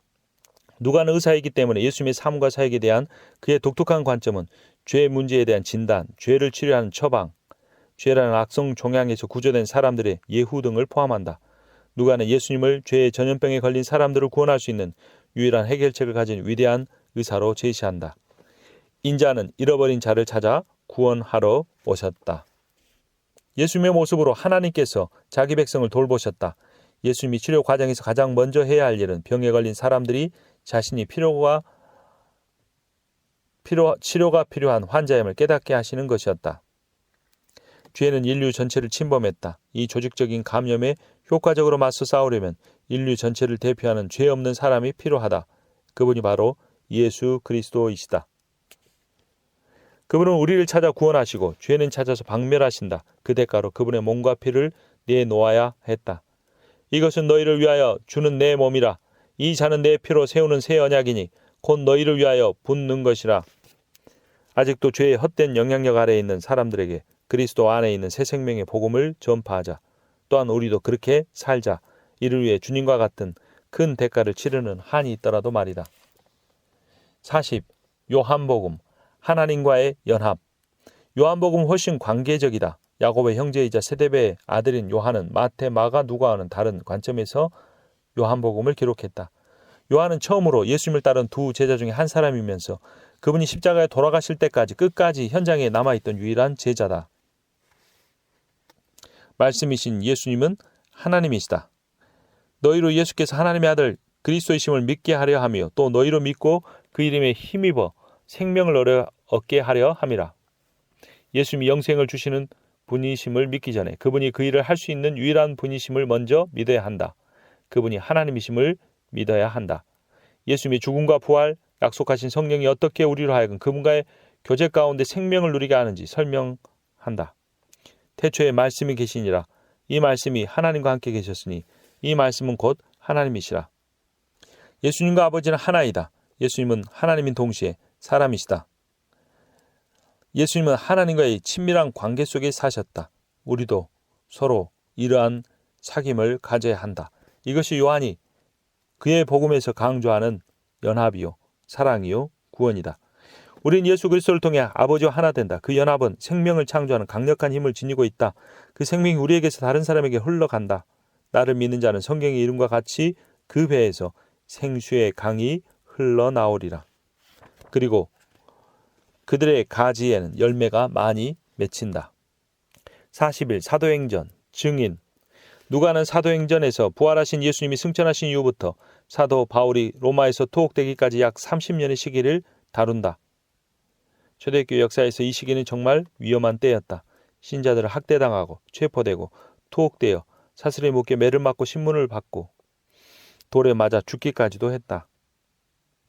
인간의 힘이나 능력으로는 견딜 수 없는 상황이었다. 하나님이 성령을 통해 일하고 계시기에 어린 교회는 오히려 그런 상황 속에서 성장했다. 모든 것이 성령의 역사였다. 오순절에 성령이 임하시자 베드로는 사건을 목격한 사람들에게 복음을 선포했고 3,000명이나 되는 사람이 예수를 믿고 초대교회의 구루터기가 되었다. 오직 성령이 너에게 임하시면 너희가 권능을 받고 예루살렘과 온 유대와 사마리아와 땅끝까지 이르러 내 증인이 되리라 하시니라. 사도행전 1장 8절. 바울은 세 차례에 걸친 전도 여행을 통해 교회를 세우고 신앙을 변호하고 신자들을 격려했다. 예수님은 모든 신자에게 내주하시는 성령을 통해 초대교회와 사도 바울과 함께 계셨다. 42 로마서 사망에서 생명으로. 바울은 젊은 시절 교회를 핍박하는 데 열심이었지만 급진적인 개종 이후로는 신자들을 성장시키고 격려하는 일에 일생을 바쳤다. 그는 로마에 있는 신자들을 직접 만날 기회는 없었지만 그들에 대해 좋은 소문을 듣고는 그들의 믿음에 대한 이해가 든든히 뿌리 내기를 원해 로마서를 써서 보냈다. 하나님은 그리스도를 통해 택하신 사람들을 사망에서 생명으로 옮기신다. 사망의 생명으로 옮겨진 우리는 자신을 날마다 하나님께 바친다. 성령의 인도를 받아 풍성한 삶이라는 하나님의 선물을 점점 더 깊이 체험한다. 그 풍성한 삶은 하나님과 다른 사람을 섬기는 모습으로 나타난다. 죄의 싹은 사망이요 하나님의 은사는 그리스도 예수 우리 주 안에 있는 영생이니라. 로마서 6장 23절. 그리스도 안에 있는 우리 생명은 영원한 실체와 하나님과 조화를 이루며 성령의 인도하심을 받는다. 바울은 로마에 있는 신자들에게 자신의 삶으로 본을 보여준다. 개인적으로는 큰 대가를 치르더라도 다른 사람을 섬기고 자신들이 전하는 진리를 행동으로 옮길 때 그들은 이 모든 일을 온전히 이루신 주 예수 그리스도로 옷 입는다. 그가 죽으심은 죄에 대하여 단번에 죽으심이요 그가 살아계심은 하나님께 대하여 살아계심이니. 죄의 대가가 치러졌다. 예수님이 십자가에 달리셨을 때 우리는 옛사람도 그와 함께 십자가에 못 박혔다. 이제 우리는 전혀 다른 새로운 삶, 부활하신 그리스도의 영이 능력을 주시는 삶을 산다. 전능하신 하나님의 영이 우리 안에 계신다. 그 하나님이 우리를 올바른 길로 인도하신다. 우리를 사망과 두려움과 공함에서 떼어내 그리스도를 믿음으로 우리가 소유하게 된 평화와 확신, 풍성한 삶, 온전한 승리로 이끄신다. 43. 고린도전서 성숙. 고린도는 그리스에서 제일 유명한 도시였다. 이방신을 섬기는 신전들에게는 예배를 앞시고 신조들 간의 매춘 행위가 공공연히 벌어졌고 그런 도덕적 문란함이 교회에도 영향을 미치고 있었다. 하나님은 영적 은사를 받았지만 아직 미성숙한 상태의 고린도 교회를 인도하기 원하신다. 그리스도 안에서 형제 자매들을 우리보다 더 높이려 할 때 그 교회는 성숙한 교회이다. 우리의 행동과 관계에서 최우선순위가 되어야 할 원리가 바로 그리스도의 사랑이므로 사랑으로만 그렇게 할 수 있다. 그러나 고린도 교인들은 그런 상태에 미치지 못했다.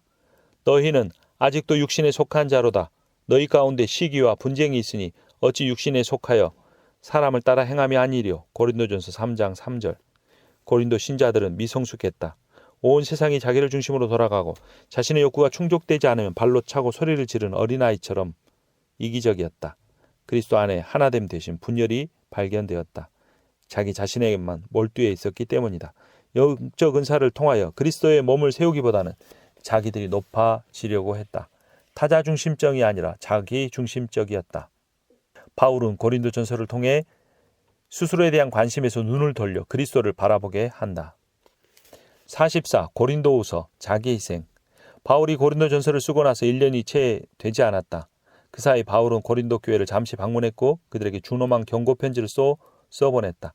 이제 바울은 그들이 그의 말을 마음에 새겼다는 소식을 듣고 다시 한번 고린도후서를 쓴다. 하지만 여전히 상처는 남았고 교회 안에는 분란을 일으키는 바울을 대적하는 사람들이 있었다. 다시 한번 바울은 영적 자녀들에게 그리스도 안에 있는 삶이 무엇인지 말과 모범으로 일깨워 준다.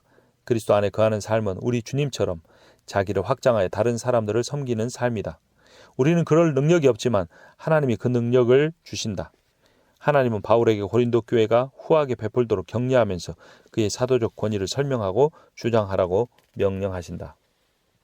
우리는 수많은 사람들처럼 하나님의 말씀을 혼잡하게 하지 아니하고 곧 순전함으로 하나님께 받은 것 같이 하나님 앞에서와 그리스도 안에서 말하노라. 고린도후서 2장 17절. 우리 안에 계시는 그리스도의 영은 우리가 그리스도를 닮아 변하도록 일하고 계신다. 그분이 이 땅에 오신 이유도 우리에게 그 생명을 주시기 위해서였다. 얼마나 놀라운 자기 희생인가. 그리스도는 하나님의 특권을 포기하고 반역한 인간들에게 스스로를 내어주셨다. 예수님은 그분의 삶으로 우리를 섬기시고 고난 가운데서 우리를 참으시고 죽음으로 우리 죄의 대가를 치르시고 부활로 우리 생명을 보장하시며 그의 영을 보내셔서 우리를 위하여 그분의 모든 것을 내어주셨다. 우리가 하나님과 그 나라를 섬기는 일에 우리 자신을 드릴 때 하나님이 우리 필요를 모두 공급해 주실 것이다. 45. 갈라디아서 은혜와 율법주의. 사도 바울은 모세의 율법을 세부 사항까지 조목조목 지킴으로 불가능한 일을 헛되이 시도하는 것이 아니라 예수 그리스도를 믿어서 구원을 얻는다는 기쁜 소식을 발견했다. 하나님은 유대주의자들이 주장하는 율법의 요구를 거부하고 은혜의 복음을 받아들이라고 촉구하신다. 바울은 우리에게 전가된 은은 예수 그리스도가 얻으셨고 율법을 지키는 것이 아니라 믿음으로 가능하다고 주장한다. 사람이 의롭게 되는 것은 율법의 행위로 말미암음이 아니요 오직 예수 그리스도를 믿음으로 말미암은 줄 알므로. 갈라디아서 2장 16절. 복음에 대한 정확한 이해는 예수 그리스도로 시작해서 예수 그리스도로 끝난다. 믿음으로 우리가 율법을 어긴 데 대한 그분의 형벌과 그분의 완벽한 순종이 우리 것이 되었다. 너무 큰 빚을 갚을 능력이 없어서 종살이를 하는 노예처럼 하나님의 아들이 헤아릴 수 없는 대가를 치르시고 우리를 자유인으로 대사하셨다. 이렇게 막대한 값을 치르고 얻은 자유는 믿음으로 우리에게 오고 아들의 영을 통해 그 자유를 받는다. 성령은 우리가 누구인지 깨닫게 하시고 그분과 함께하는 진정한 삶으로 우리를 인도하신다. 그리스도께서 우리를 위해 저주를 받은 바 되사 율법의 저주에서 우리를 속량하셨으니 이는 그리스도 예수 안에서 아브라함의 복이 이방인에게 미치게 하고 또 우리로 하여금 믿음으로 말미암아 성령의 약속을 받게 하려 함이라. 그리스도가 율법의 저주에서 우리를 속량하셔서 우리는 믿음으로 말미암아 아브라함의 복에 참여하게 되었다. 46. 에베소서 샬롬. 죄는 모든 걸 망가뜨린다. 관계를, 꿈을, 약속을, 인생을 망친다. 바울은 예수 그리스도 안에 있는 샬롬이 깨진 세상에 대한 유일한 해결 책임을 알린다. 세 번째 전도 여행 때 2년 넘게 에베소에 거주했다. 샬롬이라는 이 히브리어 단어를 주제로 삼아 그는 에베소 교회가 평안으로 하나 되기를 원했다. 샬롬에는 온전함, 건강, 정상, 충만이라는 개념이 다 들어있다. 샬롬은 죄와 정반대이다. 하나님으로부터 오는 온전한 관계가 주는 복이다. 또 오셔서 먼 데 있는 너에게 평안을 전하시고 가까운 데 있는 자들에게 평안을 전하셨으니 에베소서 2장 17절. 그리스도는 우리의 화평이신지라 에베소서 2장 14절. 이 샬롬 메이커의 성령이 우리에게 오셔서 각 신자에게 내주하신다. 따라서 이 성령의 힘으로 평안을 힘써 지켜 그리스도를 닮아가자. 우리는 이 목적을 위해 그리스도 안에서 재창조되었다. 47. 빌립보서 기쁨.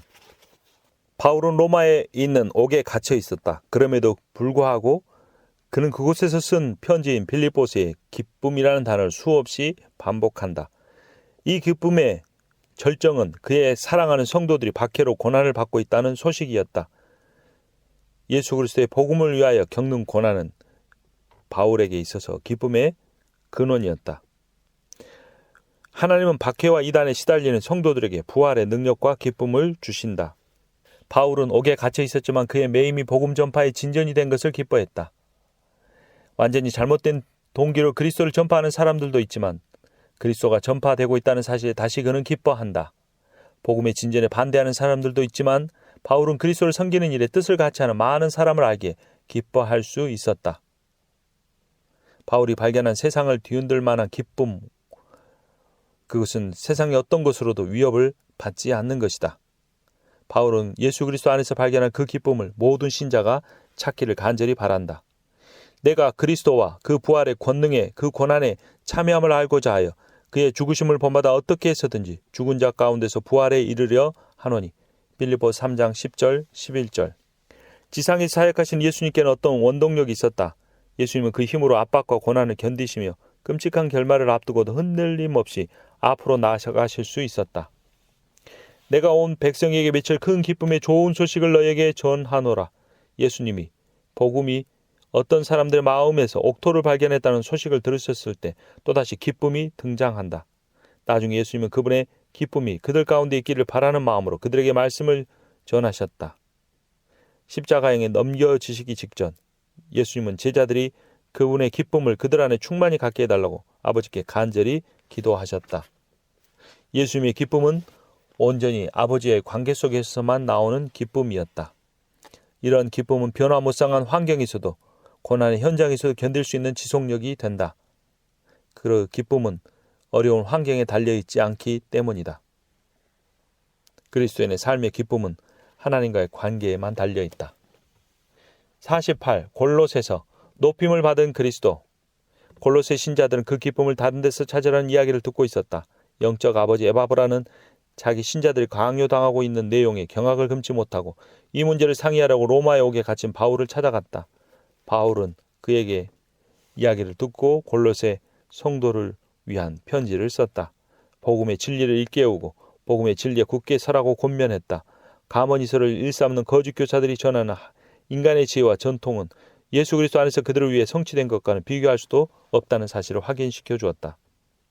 그는 몸인 교회의 머리시라. 그가 근본이시여 죽은 자들 가운데서 먼저 나신 이시니 이는 친히 만물의 으뜸이 되려 하심이요. 골로새서 1장 18절. 그리스도는 모든 것 위에 뛰어나시다. 모든 것이 그분 안에서 의미와 목적을 찾는다. 그가 만물보다 먼저 계시고 만물이 그 안에 함께 섰다. 그분 앞이나 위에는 아무것도 없다.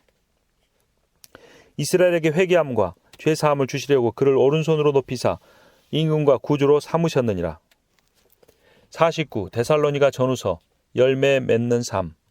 신자들은 그들 가운데서 불거진 신앙 문제들과도 씨름하고 있었는데 이미 죽은 신자들의 상태와 주님의 재림과 관련된 시간과 상황 등의 의문을 제기하고 있었다. 하나님은 주님의 재림을 기다리는 신자들에게 생산적이고 거룩한 삶을 살도록 능력을 주신다. 바울은 성도들에게 계속해서 건강하게 성장하는 믿음의 열매를 맺으라고 권면한다. 소중한 작물을 돌보고 키우는 농부처럼 신자들은 꾸준히 열매를 맺을 수 있도록 서로 믿음 안에서 격려해야 한다. 주께서 사랑하시는 형제들아, 우리가 항상 너희에게 관하여 마땅히 하나님께 감사할 것은 하나님이 처음부터 너희를 택하사 성령에 거룩하게 하심과 진리를 믿음으로 구원을 받게 하심이니. 데살로니가후서 2장 13절. 데살로니가 신자들이 당면한 도전에 맞서 인내의 열매를 맺을 수 있는 것은 예수 그리스도 안에 있는 확실한 소망 때문이었다. 그분은 자기 백성들의 마음에 사랑과 힘이 자라게 하셔서 그 동굴이 다른 사람들의 삶에게까지 미치게 하신다. 꾸준히 주변을 살피고 항상 기뻐하고 쉬지 않고 기도하며 범사에 감사하라. 이 열매는 우리 주님의 모습과 매우 흡사하다. 그분과 건강한 관계를 맺을 때만 우리 삶에 이런 기쁨과 기도와 감사의 열매를 맺을 수 있다. 50장 디모데전서. 진리와 오류. 로마에 오게 한동안 갇혀 있었고 풀려나서는 이전에 사역한 곳들을 바울이 방문하기 시작했다. 마게도냐로 바울이 간 사이 디모데는 에베소의 일을 처리하기에 거기에 남았다. 몇 년간 에베소에서 좋지 않은 일들이 많았기에 하나님의 복음 진리라는 걸작을 훼손하려는 영적 파괴자들이 교회로 숨어 들어왔다. 바울은 회복 사역을 감당하는 디모데를 격려하고 지도하기 위해 디모데 전서를 썼다. 하나님은 진리를 수호하고 오류에 반대하는 교회를 격려하신다. 예수 그리스도 안에 있는 구원의 복음이라는 아름다운 붓질 위에 다른 교훈, 신화, 끝없는 족보, 변론, 헛된 말에 스프레이가 뿌려졌다. 이러한 훼손 때문에 어떤 사람들은 진리를 놓치고 망각에 빠질 수도 있었다. 복음 메시지의 본연한 아름다움을 회복하는 일은 굉장히 어려운 일이다. 하지만 바울이 성령 안에서 낳은 디모데는 그 일을 감당할 수 있었고, 바울은 그 일을 계속하라고 도전하기 위해 이 책을 쓴 것이다. 네가 내 자신과 가르침을 살펴 이 일을 계속하라. 이것을 행함으로 내 자신과 내게 듣는 자를 구원하리라. 디모데전서 4장 16절. 디모데후서 충성. 바울은 디모데전서에서 믿음의 아들에게 말과 행동으로 오류에 반대하고 진리를 전파하라고 격려했다. 그런데 이제는 복음 메시지뿐만 아니라 그 메시지를 전달하는 사람들까지 공격을 받고 있었다. 네로 황제는 그리스도인에 대한 대대적인 박해를 시작했고, 바울도 그 그물에 걸려들었다.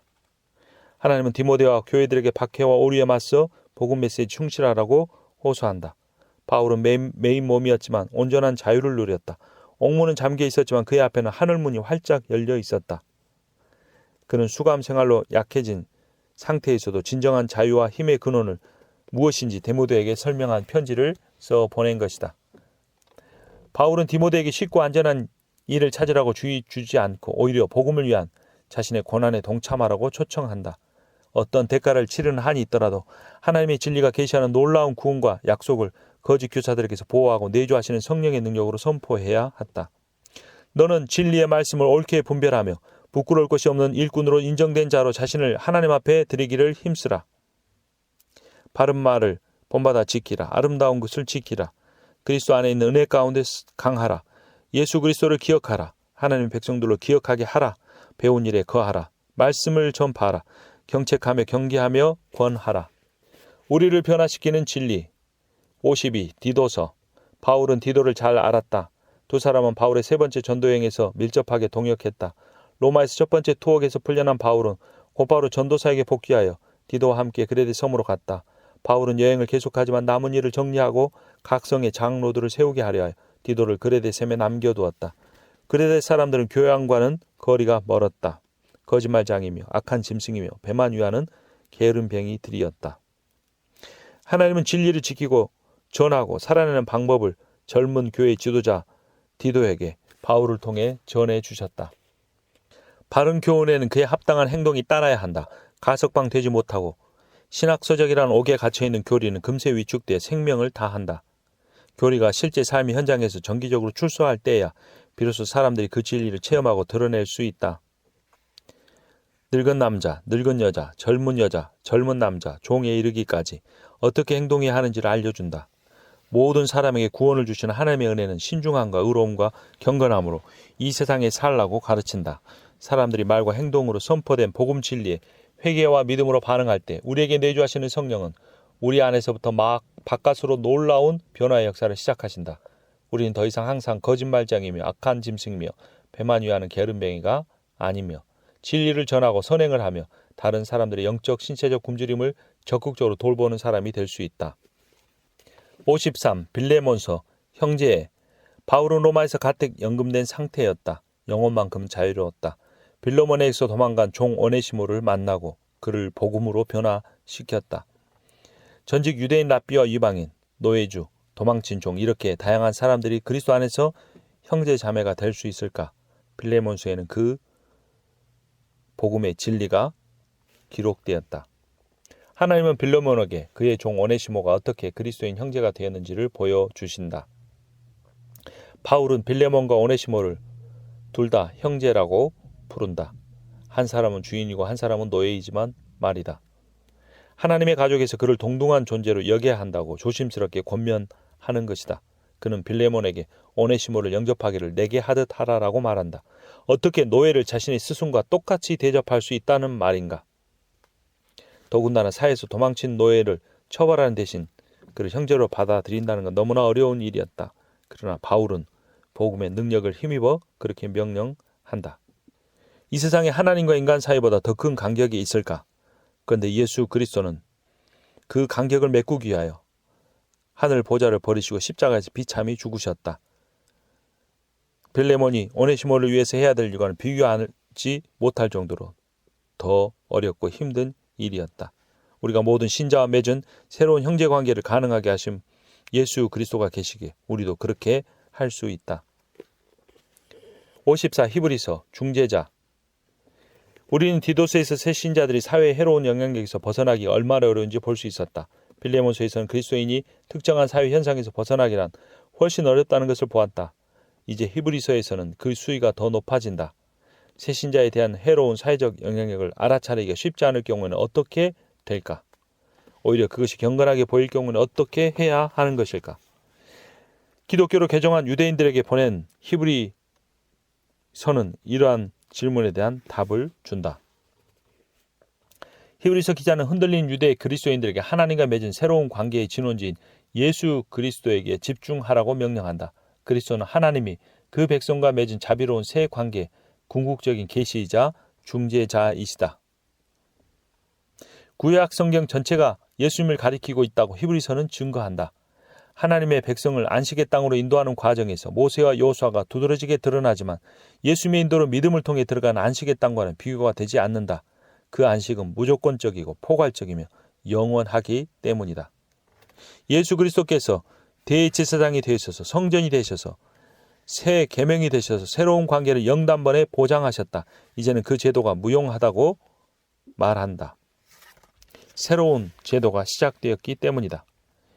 오직 우리가 천사들보다 잠시 동안 못하게 하심은 입은 자 곧 죽음의 고난 받으심으로 말미암아 영광과 존귀로 관을 씻은 예수를 보지 이를 행하심은 하나님의 은혜로 말미암아 모든 사람을 위하여 죽음을 맛보려 하심이라. 히브리서 2장 9절. 그리스도가 우리에게 소망이 되신다. 그리스도가 우리를 위하여 약속을 성취하셨다. 그리스도가 우리를 하나님의 나라로 인도하신다. 그리스도가 주신 새로운 관계가 다른 관계보다 훨씬 더 좋다. 예수님은 완벽한 희생제사로 그분을 믿는 사람들에게 영원한 구원과 영원한 속죄와 영원한 기업과 하나님과 영원한 관계를 보장하셨다. 55. 야고보서 행하는 믿음. 예수님의 이복 동생이자 예루살렘 교회의 지도자인 야고보는 흩어져 있는 유대 그리스도인들에게 편지를 써서 그들의 믿음을 그들의 삶의 방식으로 철저하게 드러내라고 권면한다. 하나님은 우리가 진정한 믿음에서 흘러나오는 선행의 삶을 살게 하셨다. 사람들이 그리스도인 개인이나 교회에서 그들 가운데 일하시는 하나님의 은혜의 증거, 즉 궁일이나 친절이나 온유, 정의나 사랑을 보지 못할 때 그들에겐 좋은 소식이 확실하게 드러나지 않는다. 그들은 자신이 이미 알고 있고 일상에서 매일 체험하는 것 이상을 보기 원한다. 너희는 말씀을 행하는 자가 되고 듣기만 하여 자신을 속이는 자가 되지 말라. 야고보서 1장 22절 말씀. 56. 베드로전서 굳게 서라.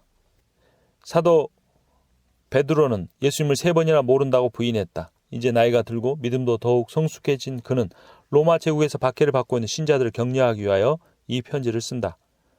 그 역시 믿음 때문에 매를 맞고 옥에 갇혔다. 그는 부활하신 예수 그리스도가 보내신 성령으로 말미암아 새롭게 변화되었고 결국 전승에 따르면 십자가에 거꾸로 매달려 죽었다고 한다. 하나님은 신자들이 거룩하게 살려고 했을 때 그 은혜 가운데 굳게 설 수 있게 도와주신다. 우리의 힘으로 고난을 이길 수 있는 것이 아니라 하나님이 주시는 능력으로 감당할 수 있는 것이다. 그리스도가 죽음에서 다시 사신 것만큼이나 우리 소망에는 확실한 생명이 있다. 산돌이신 예수 그리스도를 단단히 붙들라. 예수께 복종하고 또한 서로 복종함으로 그분의 명령에 순종하라. 그리스도가 가신 길을 따라가자. 모든 은혜의 하나님 곧 그리스도 안에서 너희를 부르사 자기의 영원한 영광에 들어가게 하신 이가 잠깐 고난을 당한 너희를 친히 온전하게 하시며 굳건하게 하시며 강하게 하시며 털을 공고하게 하시리라. 우리는 근신하고 깨어서 마귀와 그 간사한 꾀에 맞서야 한다. 마귀는 신자들을 겨냥한 고난과 박해로 총공세를 펼친다. 첫 번째 방어막은 신자 공동체이다. 우리는 전열을 갖추어 전투에 임하여 서로 재장전을 격려하고 지지하고 도와야 한다. 하지만 원수의 공격을 막는 최후의 난공불락의 방어막은 하나님의 능력과 약속이다. 하나님이 친히 우리를 보호해 주시기 아무것도 그리스도 안에 예수 안에 있는 우리의 유업을 앗아갈 자가 없다.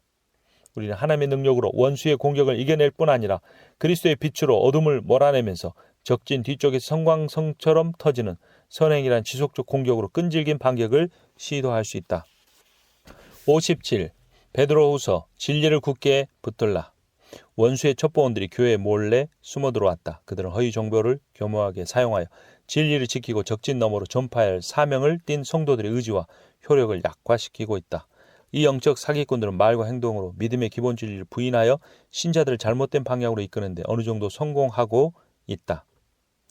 하나님은 신자들이 인내하면서 주님의 재림을 기다리는 동안 거룩한 진리의 은혜와 확신 가운데 거하라고 권면하신다. 하나님의 진리는 인간의 오류를 온전히 폭로하는 유일한 기준이다. 그런 성도들에게 하나님의 진리를 생각나게 하고 일깨워 기억할 수 있고 기억 속에 되살리게 한다. 그들 앞에 항상 있는 이 하나님의 진리만이 원수의 거짓말의 진문맥을 폭로할 수 있기 때문이다. 모법한 자들의 미혹에 이끌려 너희가 굳센 데서 떨어질까 삼가라. 오직 우리 주 곧 구주 예수 그리스도의 은혜와 그를 아는 지식에서 자라가라. 베드로후서 3장 17절 18절. 말씀이신 예수님은 하나님의 진리를 육신으로 구현하셨다. 그분은 명제와 행위, 사실과 행동이 완벽하게 통합된 진리이셨다. 마귀가 가장 효과적인 미끼로 광야에서 예수님을 시험했을 때 그분은 하나님의 진리라는 꿰뚫는 빛으로 마귀의 위조 요건을 폭로하고 모든 지점에서 입국을 거부하셨다. 마귀의 달콤한 말에 드러난 거짓을 예수께서 지적하시고 성경의 진리를 말씀하셨다. 58. 요한일서 그리스도를 닮기. 사도 요한은 이제 꽤 나이가 들었지만 여전히 할 일이 남아있다. 믿음의 자녀들에게 그가 수십 년 동안 그리스도 안에 있는 생명에 관한 기본 진리를 묵상한 내용을 아버지처럼 전해준다. 거짓에 현혹된 이 영혼들은 예수님이 인간이면서 동시에 신일 수는 없다고 생각했다. 요한은 이에 맞서 예수 그리스도만이 하나님이시며 구원의 길이라고 선포한다. 하나님은 성육신하신 그리스도의 신성을 믿는 자들에게 그를 닮아가라고 요구하신다. 예수님께 신성만 있다면 인간과 공통 부모가 하나도 없어서 아버지 앞에서 인간의 대표자가 되실 수 없다. 예수님께 인성만 있다면 모든 인류가 아담에게서 물려받은 죄의 형벌을 견디셔야만 한다.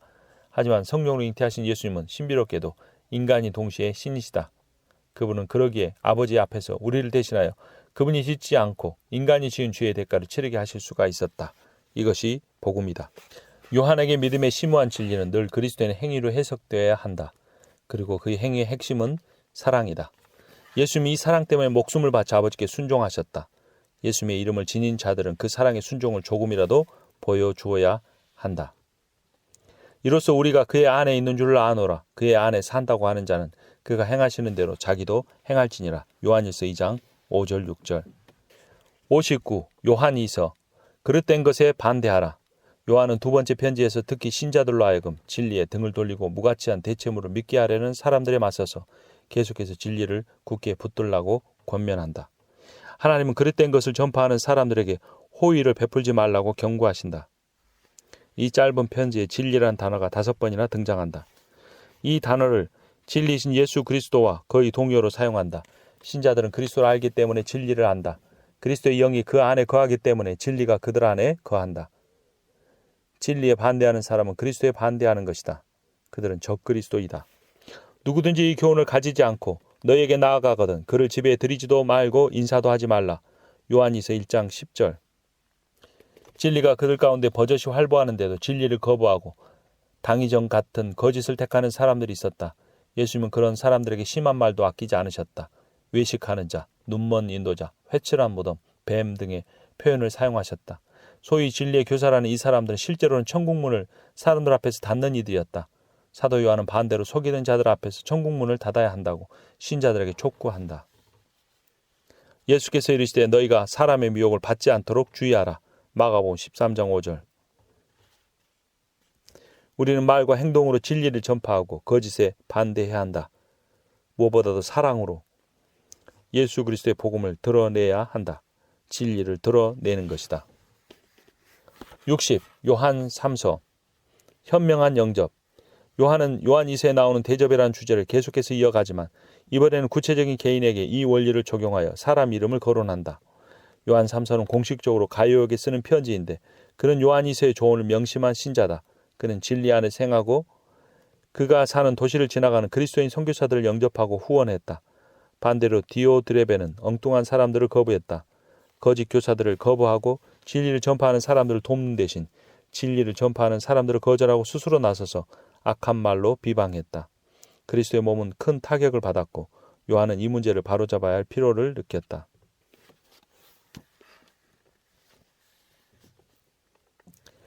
하나님이 그 아들 예수 그리스도 안에서 구원을 허락하셨고 아버지 아들과의 교제가 구세주를 닮기 시작하는 삶으로 인도하신다. 그 삶은 지금 당장은 큰 고난이 따를지 몰라도 풍성하고 활력이 넘치며 우리가 상상 밖에 할 수 없는 그 영광으로 우리를 이끈다. 예수님은 그들에게 누구든지 자기를 높이는 자는 낮아지고 누구든지 자기를 낮추는 자는 높아지리라고 경고하신다.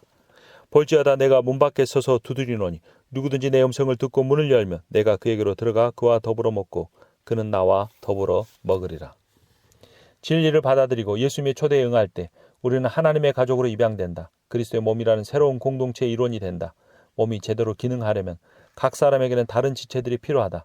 우리는 그리스도 안에 있는 새 생명의 좋은 소식을 진전시키기 위해 나란히 일하면서 서로 격려하고 지지한다. 개인주의나 자만심이 들어설 여지는 없다. 오히려 우리는 십자가에 죽으시기까지 낮아져서 전부를 주신 예수님을 닮아야 한다.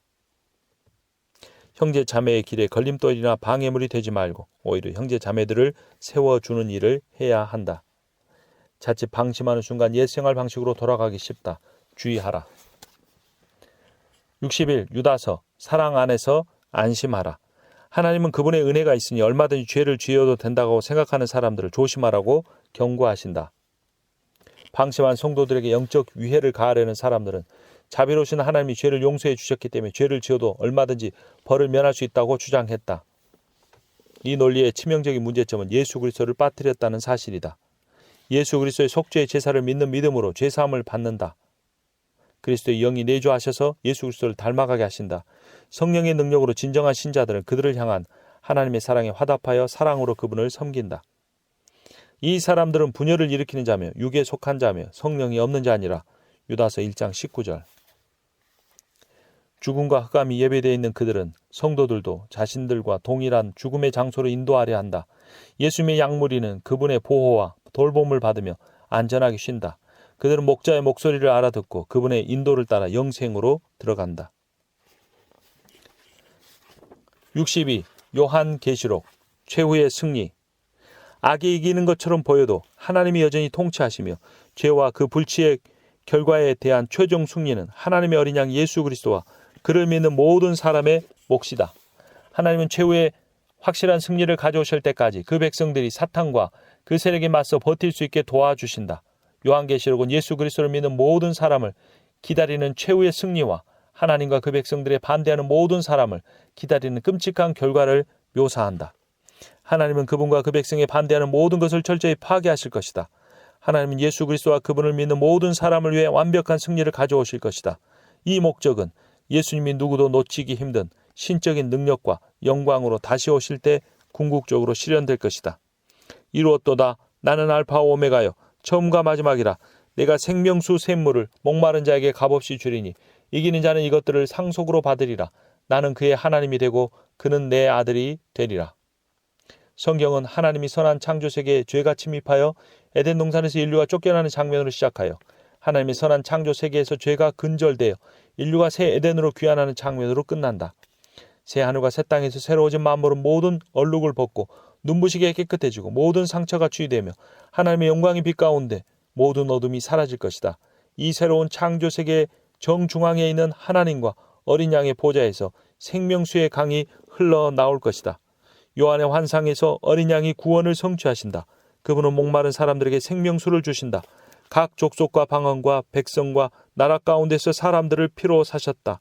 이 어린 양이 곧 천국을 가까이 임하게 하시는 예수 그리스도이시다. 할렐루야. 아멘.